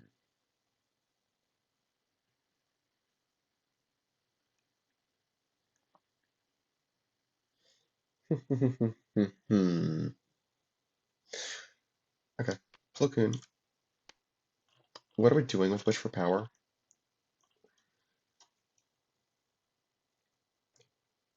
Could put it on Plo Koon himself? That seems potentially unwise.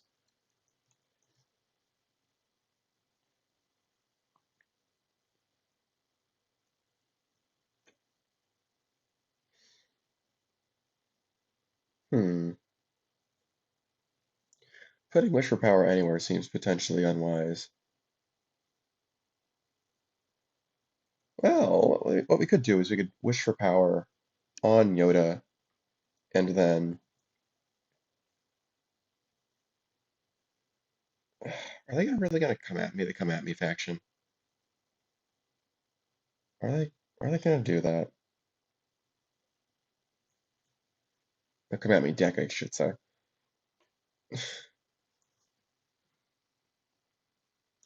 That's what 17, 20. They can actually just break Mark. They can just break Marketplace, yeah, pretty easily actually. But then they lose the lightsabers is the thing. That's the big thing, is that they lose the lightsabers this way.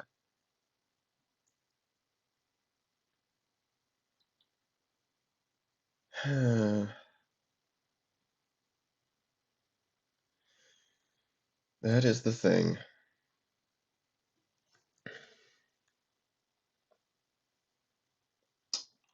I really don't know. I really don't know. I mean, from the perspective of making sure they get VP from Marketplace, which is definitely important, they can uncover Mace Windu. And actually, you know what? That's actually not the worst idea because this Petra and the Gaia Knight, they might end up needing to keep the power there in order to actually win the base. So that's not the worst idea. If we Marketplace, oh no, we can't because we have to get rid of Wish for Wealth to do that. Because Wish for Wealth prevents us from playing more than one extra card per turn.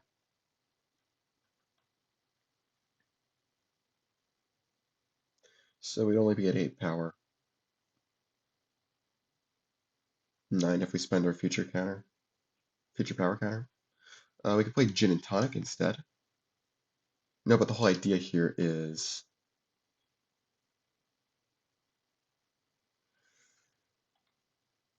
um, hmm. The whole idea is we want to play the blue lightsaber with Marketplace. We can't get rid of both of their downsides. We could also just not play Plo Koon and instead play Gin and Tonic to get rid of both. It seems potentially unwise. I want both, darn it. Ah.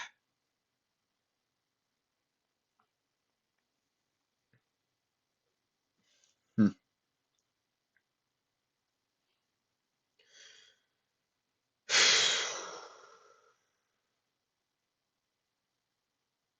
Hmm.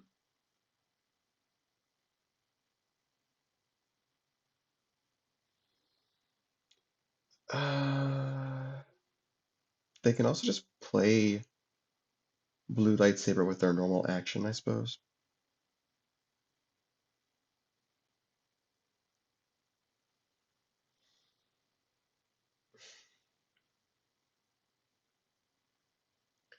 Play blue lightsaber, play wish for power, get rid of wish for wealth to play gin and tonic. And how much power is that? That's 16, 19. Yeah, I think I like that line. Okay, so they're gonna marketplace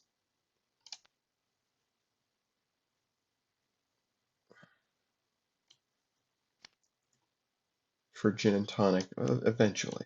They've already played their normal minion, right? So they play wish for power.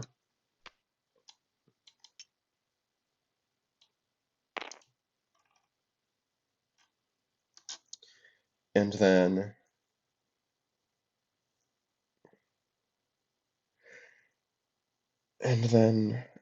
their normal action is blue lightsaber. Put that on Plo Koon.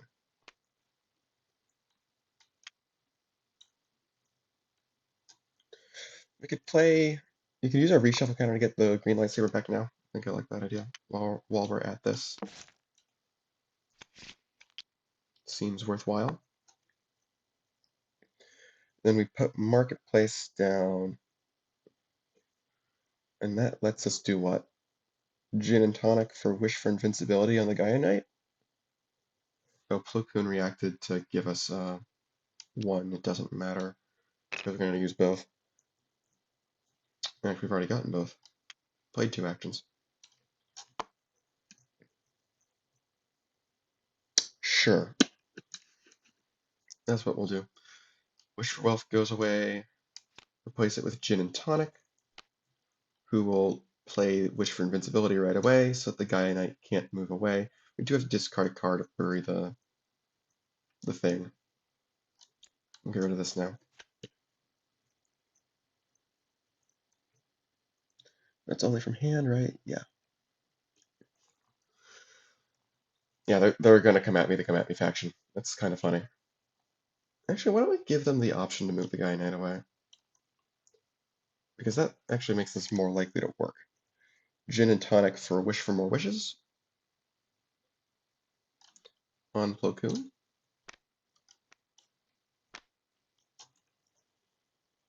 Use Wish for More Wishes right away, or no?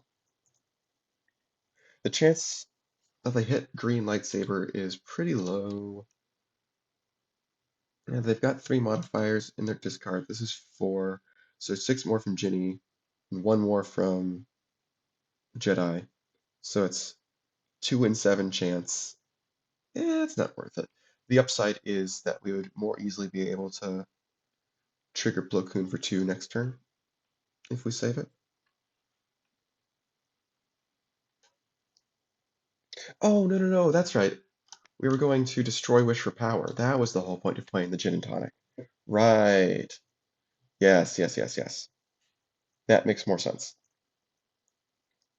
That makes much more sense, actually. It's like, what was I playing with the Gin and Tonic? Right, I wasn't playing anything. Okay, leave this here. Will Gaia Knight move away when this happens? Move it away. They need 10 power. No. Yes? Either way, they need 10 power. Whether Mace Windu gets uncovered or not. Yeah. Whether Mace Windu gets uncovered or not, they need 10 power there.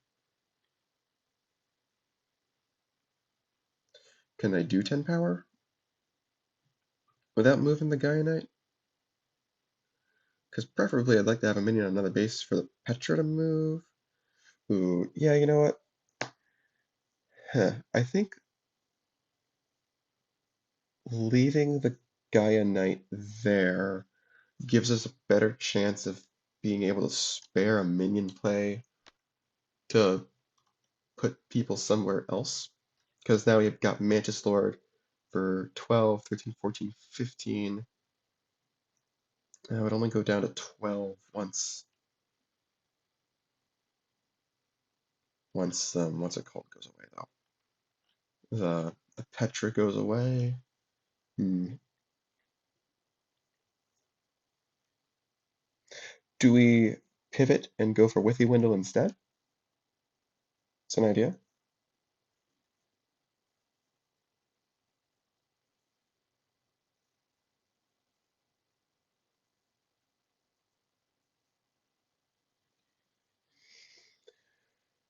Certainly an idea.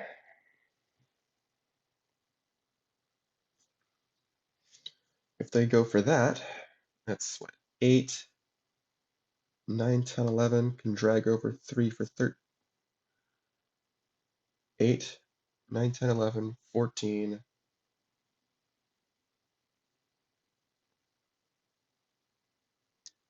16, and then, oh yeah, Petra's can only move away on their turn. That's right. You gotta remember that.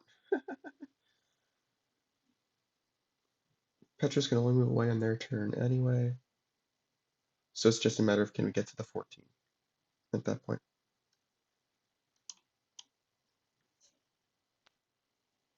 If we could save Gaia Knight, I think I'd prefer that.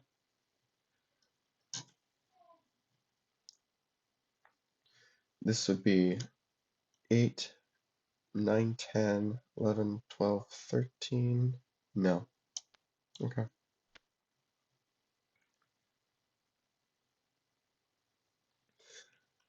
Over here, that'd be 8. I think I might prefer to pivot. And it's technically possible they could drop Pitfall to prevent Withy Windle's ability from firing. But even if it does, I mean, that's not the worst thing.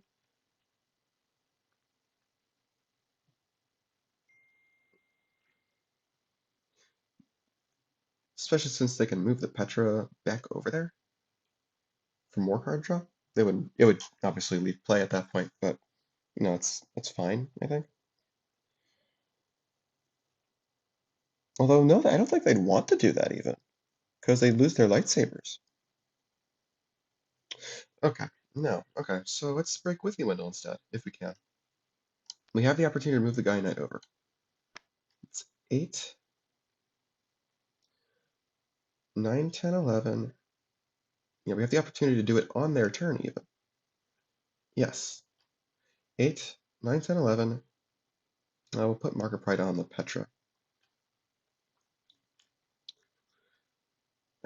8, 9, 10, 11, 12, 13, 14, 15, 16, and then Marker Pride drops the breakpoint enough.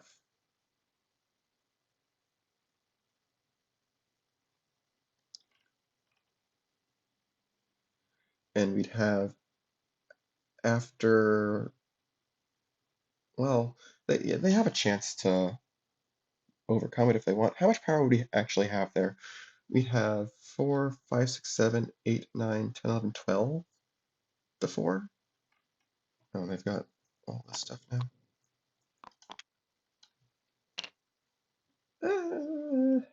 Not the worst thing ever.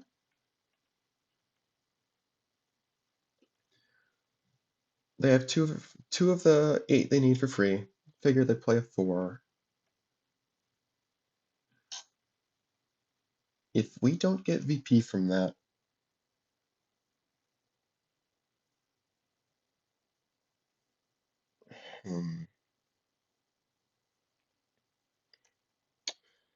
there's a better chance that we draw specials if we have 2 Petras there anyway. We can act like we have specials. Bluff a bit. Yeah, let's bluff. Well, it's still their turn right now. Hold on. One step at a time. We've just finished resolving their decision whether to move Gaia Knight. It is still their turn. So now they draw 2, and now these appreciate. Okay. Okay. Gosh. Okay. Now it's their turn. Do this. Boom, boom, boom. Mantis Lord brings over the other Petra. Yeah. That's the nice about planning all this out ahead of time, is that this turn is really quick. Breakpoint goes down by 4.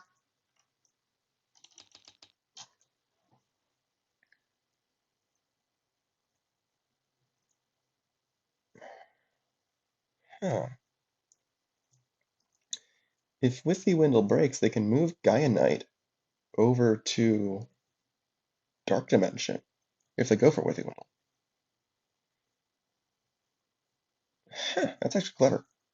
And then Withy Windle would actually be good to lose, because then it would be 3 to 4.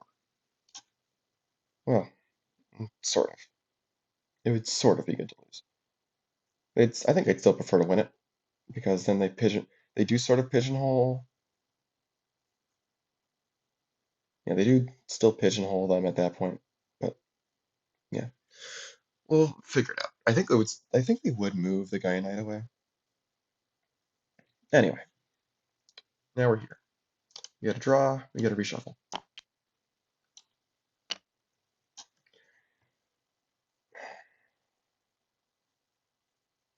Is this correct? Yes. They gained a power to draw and a reshuffle. Yes, and they used a reshuffle last turn. That's right. Yes.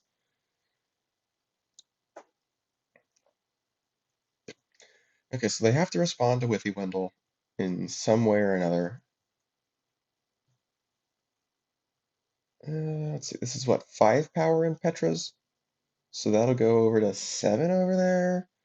If they don't respond at all, then they would win Marketplace, but lose Withywindle. And the score would be 8 over here to 3 over here. No, 5 over here.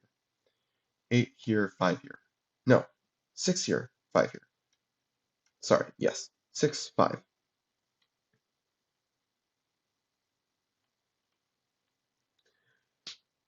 I'm kind of okay with that. Only problem is it loses the lightsabers.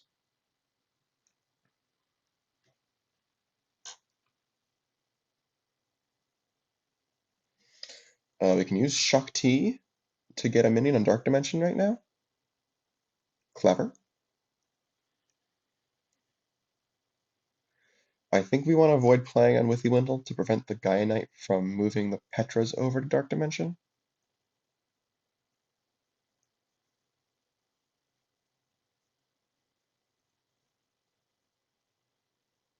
If we win Withywindle,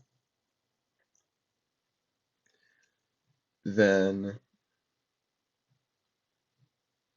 score would be 3. I think you'd have to figure that if we try and win Withywindle, Gaia Knight's going to go to Dark Dimension, and they would get their 4 like that. So it'd be 3, 4. I think we'd still...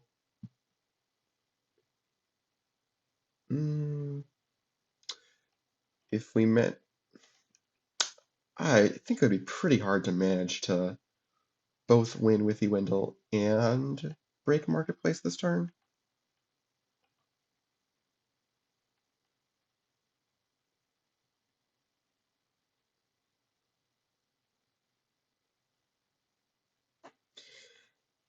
Huh. This is kind of strange. I've never used Shakti's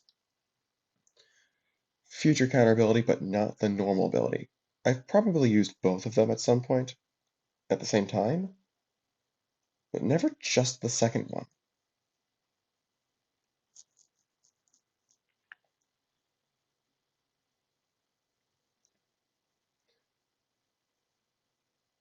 I think we would just move Shakti over to Dark Dimension, not Yoda or the Gin and Tonic, because we want Yoda there for power on Marketplace in case they move the Petras there.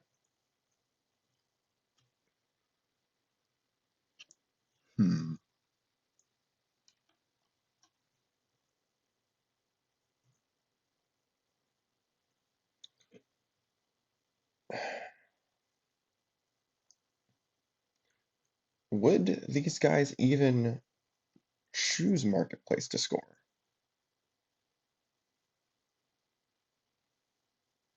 I think they would. Certainly better than choosing Withywindle if we manage to win it. Oh, but if they win it, we get our choice. Right.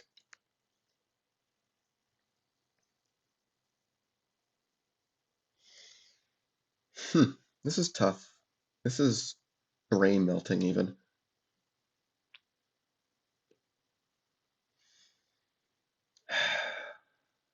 Hmm.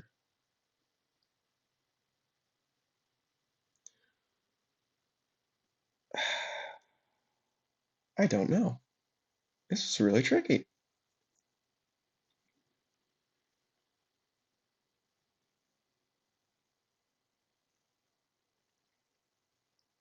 I think we're okay with a score of 5-6 as long as we can keep the lightsabers around.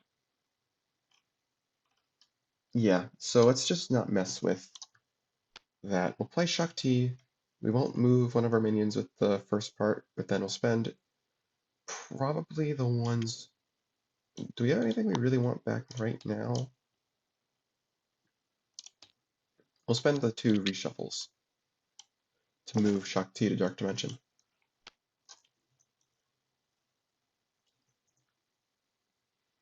Play Wish for More Wishes, maybe? on Shakti. It's actually not a bad idea because we kind of want to leave all of this as it is, or we could fortify our defenses on Marketplace so that specials don't throw a wrench in things. It's also possible that Pitfall could throw a really big wrench in with Wendell. But if they want to triple score, they do need a runner-up, I think. Yeah.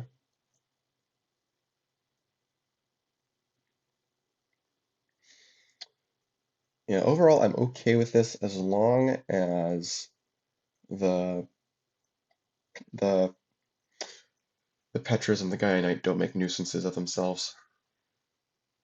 So I think we can do Wish for More Wishes. And that is a counter for Plo Koon. We'll do Wish for More Wishes. No. No. No. No. No. No. No. No. Power. Invincibility. I'll do power.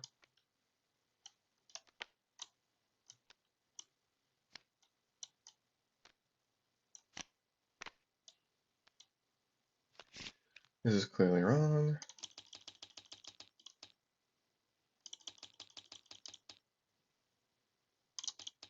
Yes. Do the 3 power counters. And Plo Koon gives us a draw. Okay. Yep. With the Wendell scores, they've got 27 cards in the deck. It's not super unlikely that they don't have any of their specials. Although the Petras do get the draw. And that's mandatory. Okay. Yeah, Petras will definitely both move away because they're going to win anyway.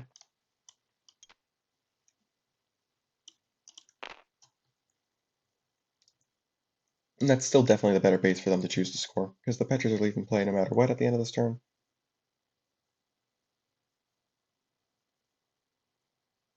Oh, they completely forgot to uncover Mace Windu last turn.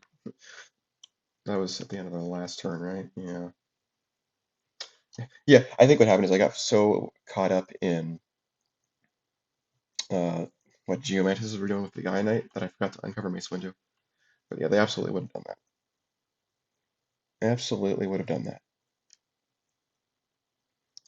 Oh, we do have to discard a card for Quagmire. Probably Gin and Tonic.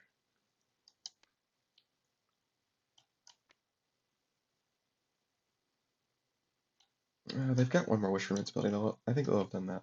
Yeah, they don't want to play it on Withy Windle because then the Guyanite does things. So they have to play it on Marketplace and just deal with the Quagmire. Yeah. Okay, now the rest of this ensues as normal. Okay. So these guys get their 3 VP from Withy Windle and oh actually no. We can just choose Dark Dimension to score? Why did we not just choose Dark Dimension? Why did we not plan around choosing Dark Dimension to score? Wait a minute. Why would they not have? Oh, yeah, they totally would have done that, huh? I'm sorry. Okay. Um, okay. Back up. Let's reset the wish for more wishes because I was getting turned around so many times that I didn't consider that if these guys got runner up, they would just score Dark Dimension. Oh, no, but the point here is that they want the lightsabers. Never mind. No, I'm so sorry. This is very confusing. This is very hard. This is a lot harder than it probably looks. This is very hard.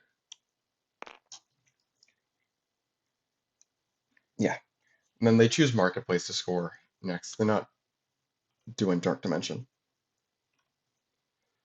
Okay. And then blue lightsaber will go over there. I'm sorry. This is very hard. Okay. And now we score marketplace from Withy Windle. Petra's draw cards. Oh.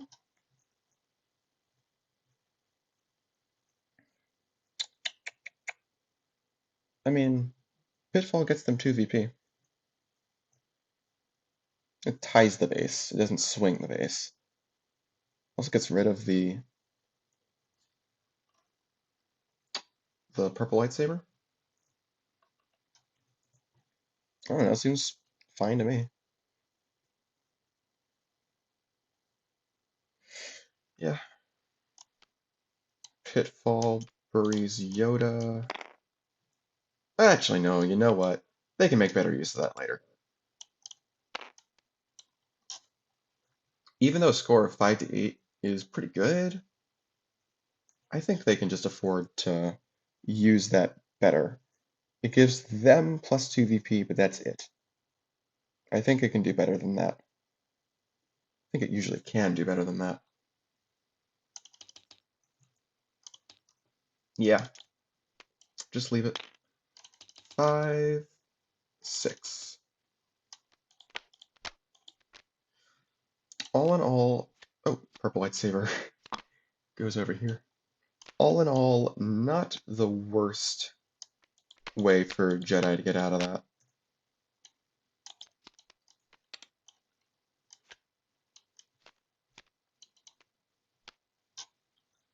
Outskirts, plain anomaly. Alright, time to read our wall of text. Oh, it's not that long. End of each player's turn, if this abnormality is the only abnormality in this. Oh, dear Lord!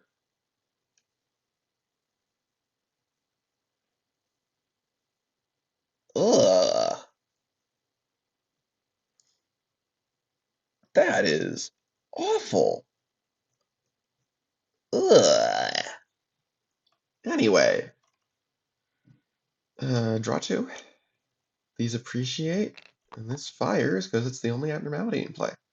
Okay, at least Outskirts will play another one so it doesn't happen again. Okay, so it's gonna move. Heads is Dark Dimension, tails is Dark Thicket. Okay. And play another abnormality.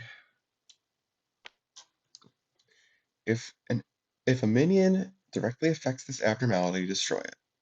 Once per turn, if a player's minion was played on another base with an abnormality, place a +1 power counter on this abnormality. If this abnormality is 4 or more +1 power counters, players' minions here have -1 power. Okay, that's not that bad. Okay.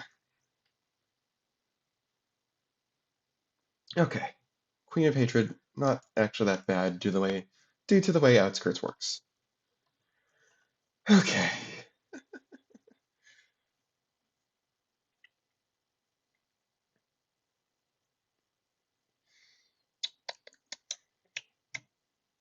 What are they doing? Things sort of worked out for them, but not really. Cancel the abilities of minions here not played or moved to here this turn. Well, I guess Queen of Hatred's canceled anyway.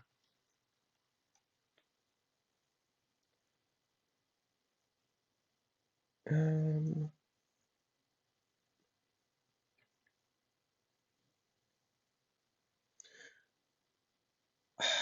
I really wish that that was not Dark Dimension, because then we could just instantly Geomaster it away.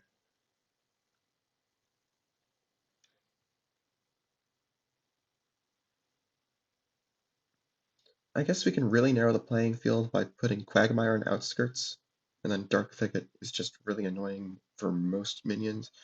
Although I think it's slightly less annoying for Djinni in particular.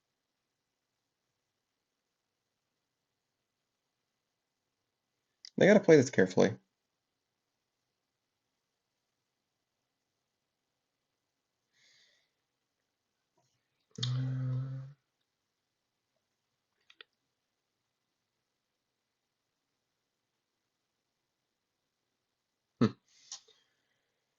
Okay. What are they doing? What are they doing? I think the next base they're going to want to try and win is probably just Dark Dimension anyway. To that end, I think they'll do Throne Room, and then they'll do Golem and Geomaster. Both those are being played from hand, so they get stasis counters instead.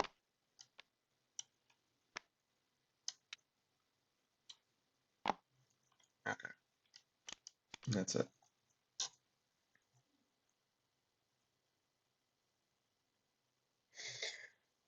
All right. They'll get their reshuffle counter and their draw counter. They are starting to swim in future counters now.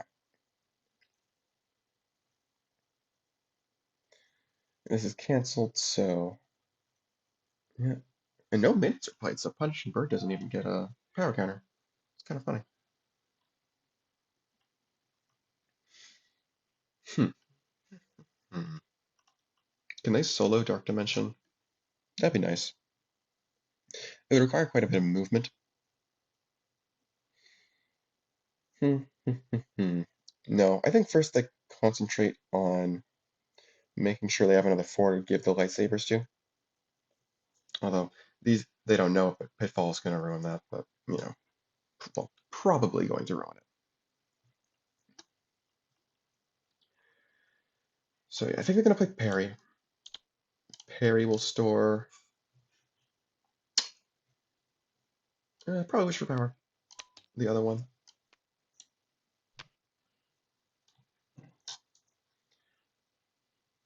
Play Wish for More Wishes on somebody. On Parry, yeah. Try and fish for the other lightsaber. I don't think we need to use Force Meditation yet. What are the bad hits? We've got Wish for More Time in there somewhere. We've got what? The green's lightsaber's the hit. Let's think about what we've got left. Both wishes for power are accounted for. Wish to win a base, wealth, and strongest minion, and what? Okay, both invincibilities are accounted for. So it's 1, 2, 3, 4, 5, 6, 7, 8, 9. Oh, so we're actually guaranteed to get the green lightsaber if I'm thinking about this correctly. Play Wish for More Wishes. Start revealing stuff.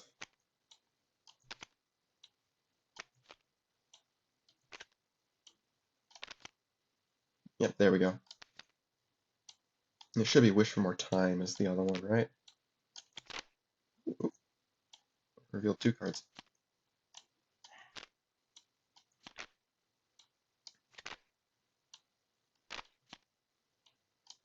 Hello. Yeah, we're just playing the green lightsaber though, obviously.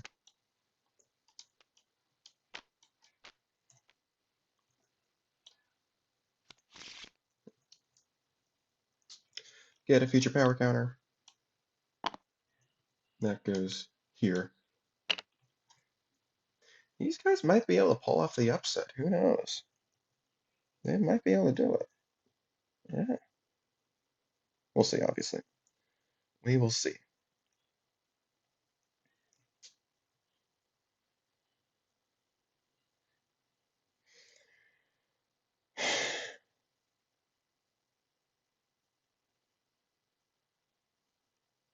Yeah. All right. Yeah, I'll leave this here for now. Do I want to use any of their draw counters? 1, 2, 3, 4, 5, 6, 7, 8. Yeah, they'll use 2 of them.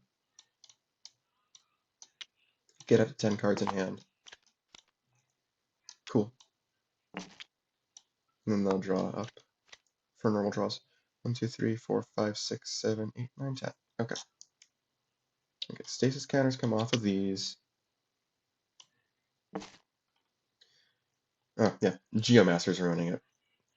They have the lightsabers, but that's fine.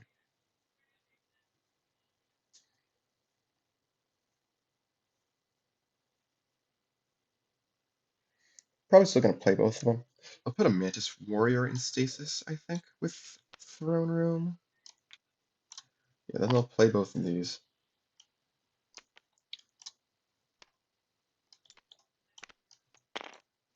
This all goes away.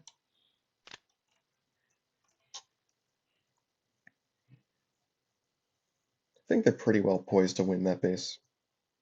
Go up to 10 VP. Then they've got their normal minion this turn. Can't take out Perry, unfortunately. I can play Gaia Knight, though.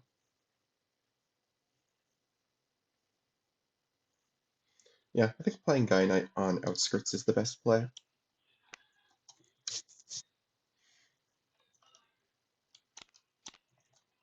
Okay.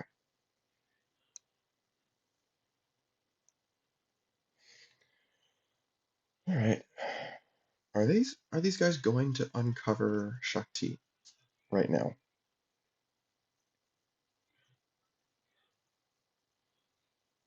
If they do so, these guys are going to have 11 power, so that'll be 11, 15. We can move Perry over, I suppose. Then we've got Wish for Power. Doesn't matter who that goes on, really. And that'll break the base. Yeah, that'll break the base, and we can play a 4 on another base to save the lightsaber. The lightsaber we still have, at least. Does that actually win, though? I don't think it does. It doesn't actually win the base. It just breaks it. We prefer to actually win it. I don't know if we can do that, though. That seems a little difficult, since we don't have movement.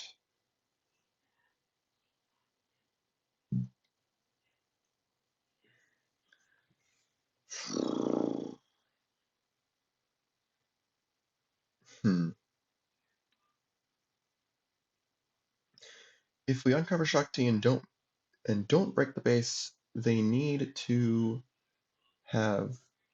Yeah, I think they need to have specific.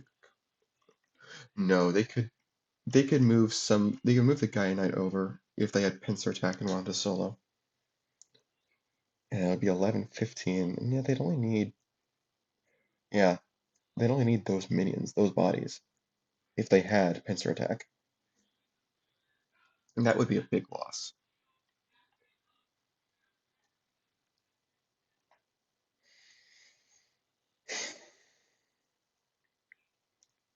If we leave Shakti buried, and it's possible they just have rock and roll anyway to break the base. It's uncovered anywhere, that's worth noting. I always forget about that. Obviously, the prime use is, in fact, the minion that gets buried by Geomaster.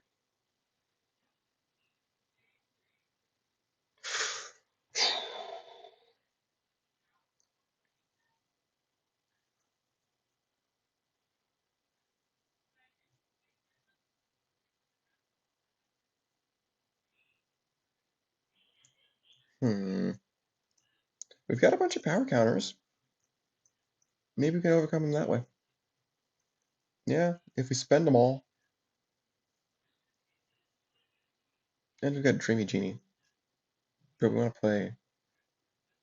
We have Wish for Fame to play with that, though.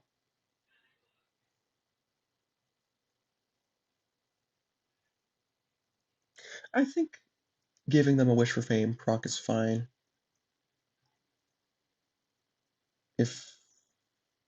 If they move somebody away from Dark Dimension, then the base doesn't score, but Geomaster's power would probably get wasted. I think they'd be inclined to just play like a 2 there or something, which, not the best, not the worst.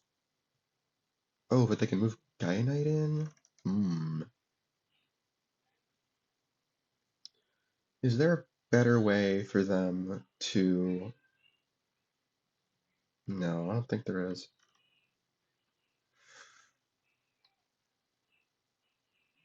I guess they'd be just giving the green lightsaber to Dreamy Genie, which, with this many power counters might not be the worst thing. Yeah, they might have enough that if they win the base, they can coast on the fumes.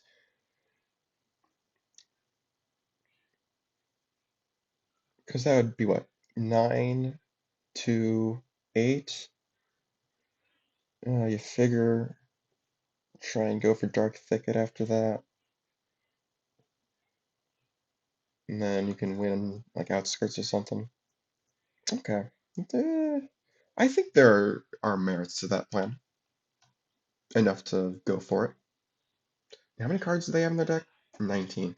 So having any of their specials is a toss-up. We haven't seen any yet, so like, okay, no, they're actually likely to have one of the specials. The worst one would obviously be Pitfall, as far as winning the base goes, which is, kind of important. But also, if we just try and defend, then we could get soloed. Eeh. This is tough. This is really tough.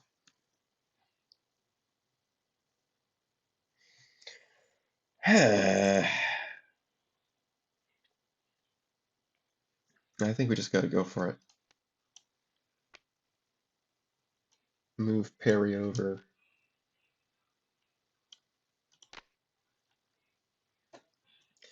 Use the green lightsaber.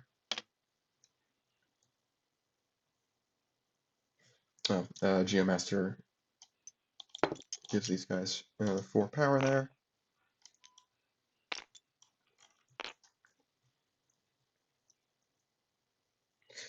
Perry will play Wish for Power on Shakti.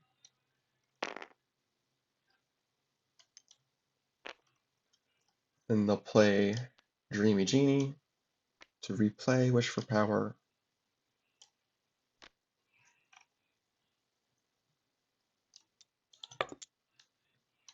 And obviously they still need one more to actually win the base because Wish for Power is downside. They can spend a future counter for that, I think. And then what are they doing with their action? Force Meditation? If the green lightsaber does survive, then, they can Dreamy Genie onto another 4.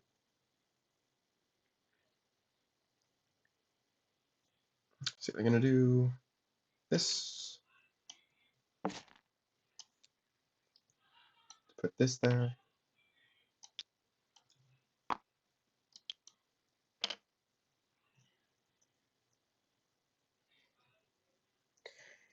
And then,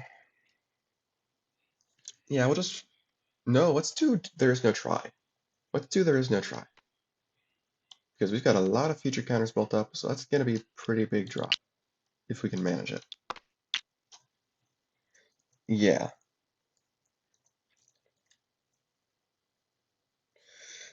Okay. And that's better for if we do lose the base, we'll have some momentum to try and make it up. Okay. Dark Dimension scores. These guys do have Pitfall. And these guys don't have any specials from hand. They do have Pitfall. See, we saved Pitfall for a better moment. Bury, Shuck. Actually, no. Bury Parry is better, right? Yeah, burying Parry is better. Because Shakti is a bit more explosive when uncovered. And this gets rid of the green lightsaber for longer, at least. And that's all I need to win the base anyway. Okay. That's all I need. That's unfortunate, obviously, but at least fleshed out the special. And it gets rid of Throne Room, which is good. Don't win by losing, though. Oh, I forgot to draw a card with Golem. Okay. Parry stays there.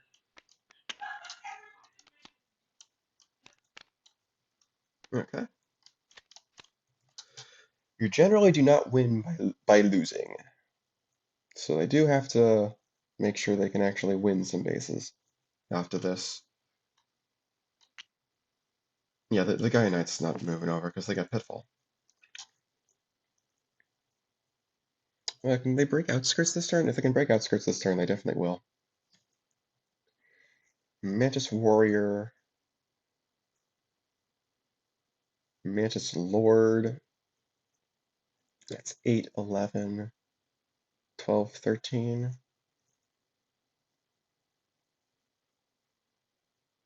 Let's do Mudman.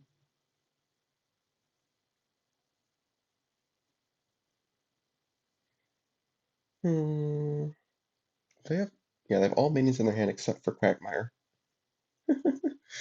Maybe they Quagmire on Dark Thicket, or they can put a minion on Warcrafters just in case. Yeah, putting a minion on Warcrafters now just in case is not a bad idea at all, and they can Mudman to back them up a little bit. Yeah, they'll put Mantis Warrior on Warcrafters. I think they'd rather have the Quagmire. Mudman, bury that, and we'll put Quagmire on Dark Thicket. Has some defense.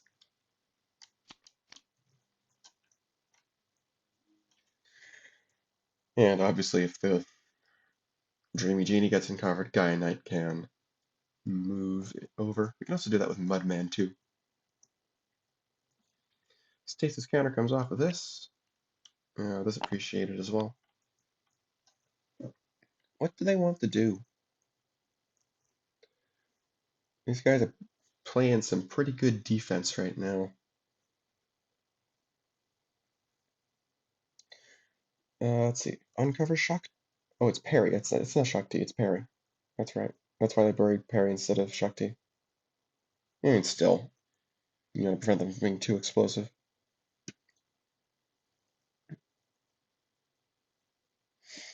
Hmm.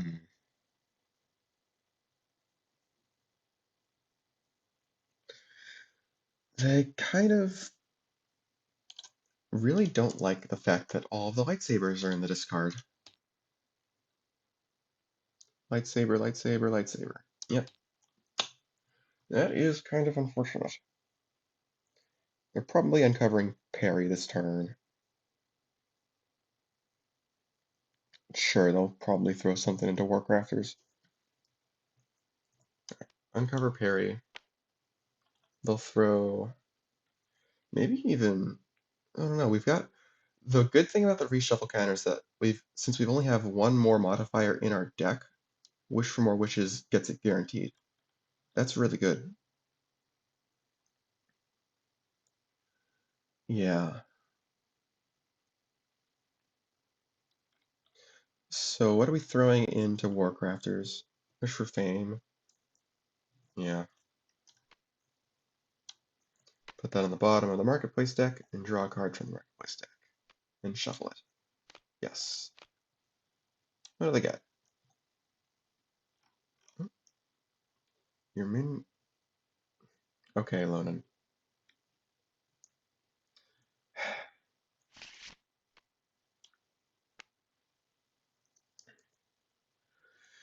Alright. That's sort of interesting. Keyword, sort of. But, you know.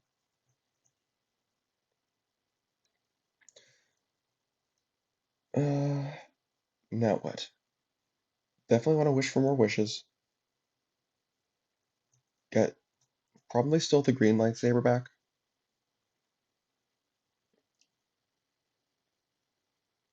And then normal minion is...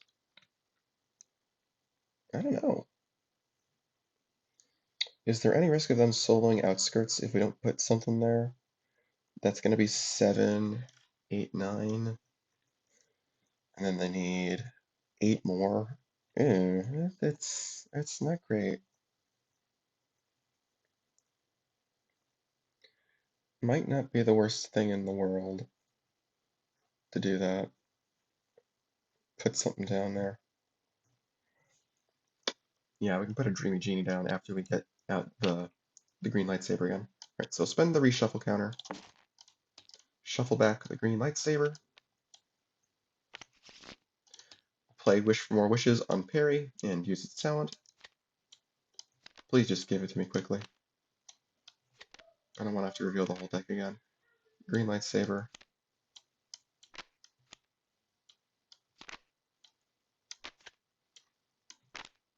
Oh my gosh. Okay. Green lightsaber. This goes back.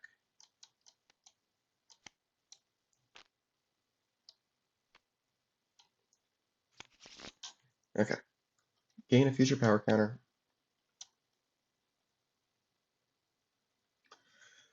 And we can play Dreamy Genie to get another one. Just having future counters is not the worst thing ever because we've got there isn't a try coming out next turn.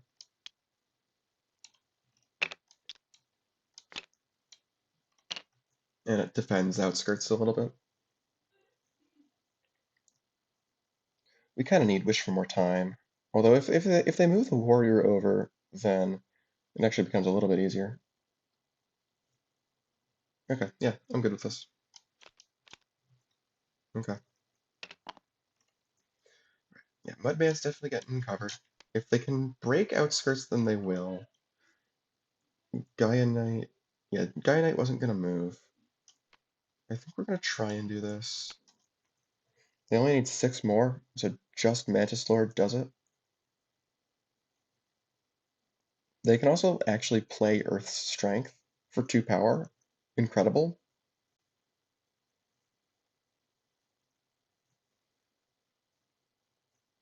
Yeah, and then their 2s are worth 3 because of Mantis Warrior.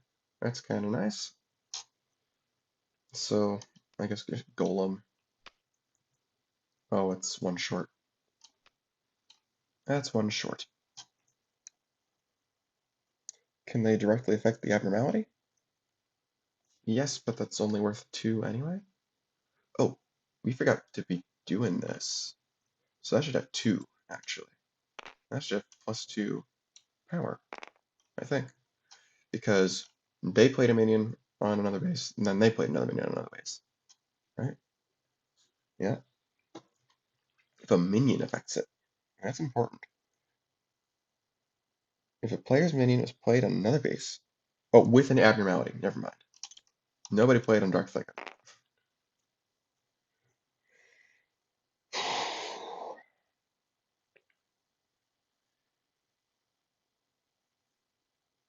So yeah, they can break outskirts with the Mantis Lord.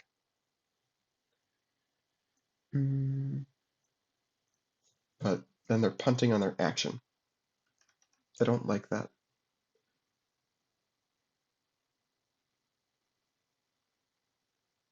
It's once per turn, right? Yeah, it's once per turn.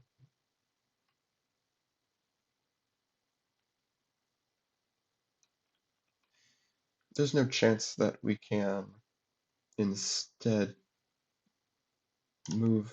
instead of moving the Mantis Warrior 2, we move the Gaia Knight over there, and then we break Warcrafters. That would certainly be better. I think we'd be gambling on the Warcrafters. Well, we didn't even play a minion there yet. Yeah. I mean, for what it's worth, we could also draw into our specials that way. So putting out a boatload of power isn't the worst thing. If we lose the base, or we think we're going to lose the base, if we do lose the base, the score is going to be 11 to 13, and then we can just go for outskirts at that point. And similarly, if they break outskirts. Oh, Barry forgot to store something. It's going to store Wisher Power. That seems like the most reasonable option. Yeah. Yeah. Because you gotta assume that they're gonna be able to break something with There Is No Try. And then they gotta be really quick to break something after that. Or else those future power counters are going to make things not fun. How lucky do they need to get on the Warcrafters roulette? If they need how much power do they need? They play Mantis Lord, that's 15. They need 5 power off of that? And no. No way. Nuh-uh. They're sticking with the original plan. Do this. Do this.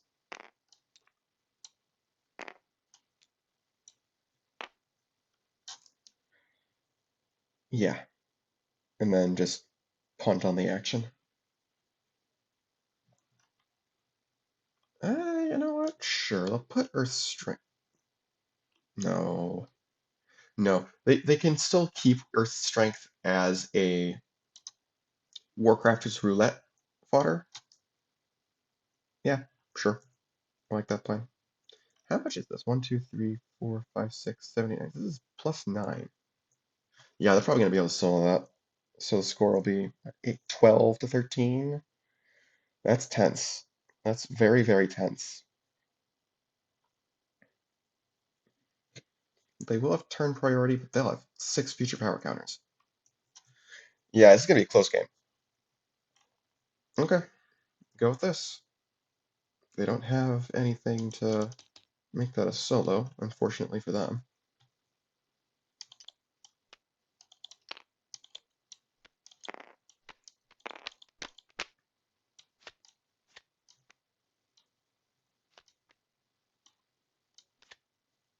This goes over here.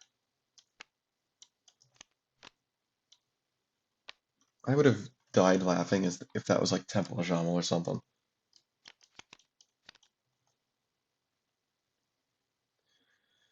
Okay, still no specials other than Pitfall.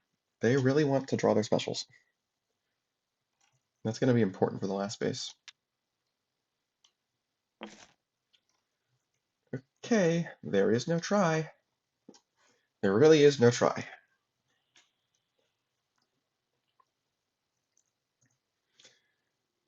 Alright, future power counter. If they can go for Dark Thicket instead, they'll do that. It's 20 power, and Quagmire is going to make things a little more difficult.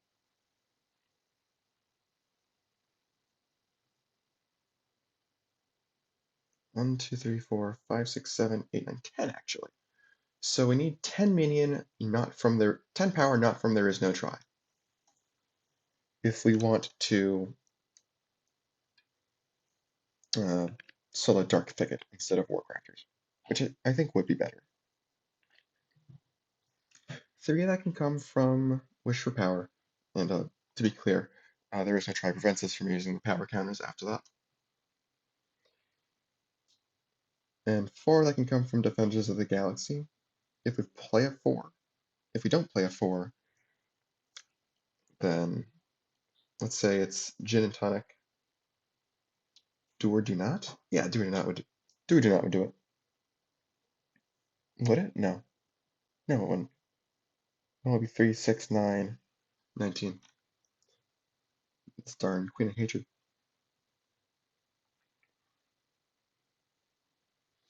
If they do parry, then parry, Wish for Power, Defenders of the Galaxy would do it. We'd just be giving up parry, which, oh well, at that point.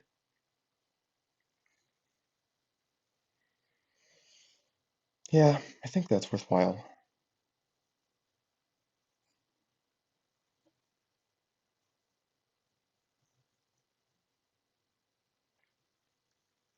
If only we had Mace Windu right now. That would be so nice.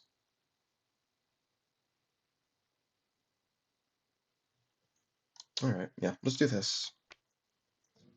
Play Wish for Power for 3.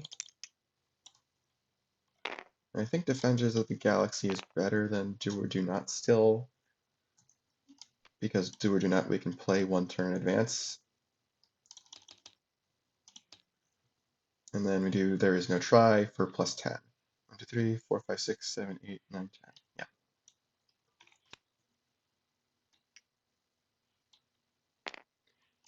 This is a close match.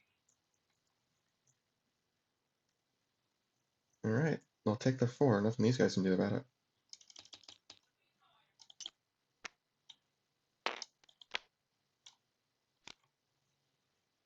Oh, they do have to discard a card from Quagmire.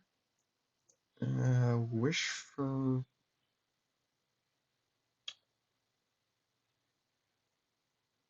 Get rid of a Force Meditation. Okay. This goes away. This goes away. What's the new base? This is going to be really important. Outer Shores. Interesting. Okay. Do these guys win next turn now? With 7 power counters? That's 11. 11 if it is 16. Yeah, they do win next turn. So these guys have 1 turn to put stuff together, basically.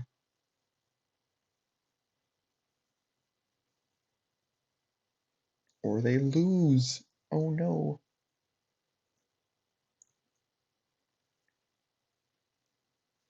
If only they had a quicksand.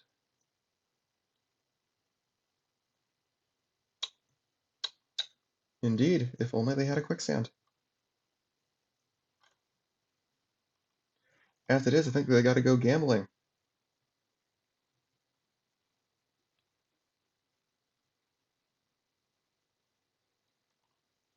May as well gamble with Mantis Lord.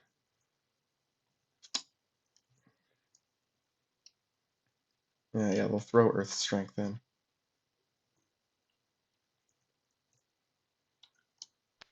There's no way that anything in here actually helps them enough.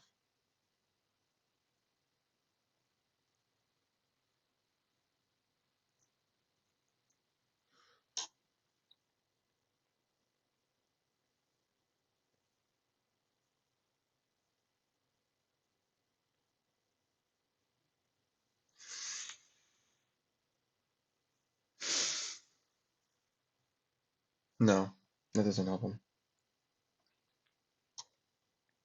I mean, I guess they can do it anyway.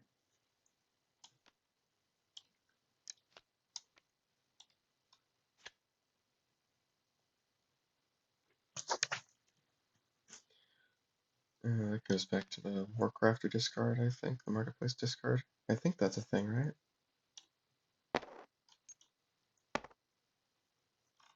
Or do they own them? I actually don't know. We'll say that the controller is the owner. Probably inconsistent with something I've done before. I don't know. Alright. Yep. That's not enough. Wow. They're gonna pull off the upset. Alright. Well, yeah, I guess it's not entirely guaranteed. But, actually, yes, it is. 1, 2, 3, 4, 5, 6, 7. Spend them all. Yeah.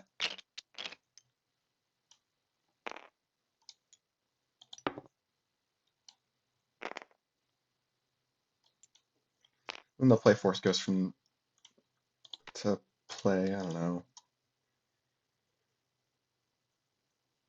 Doesn't really matter.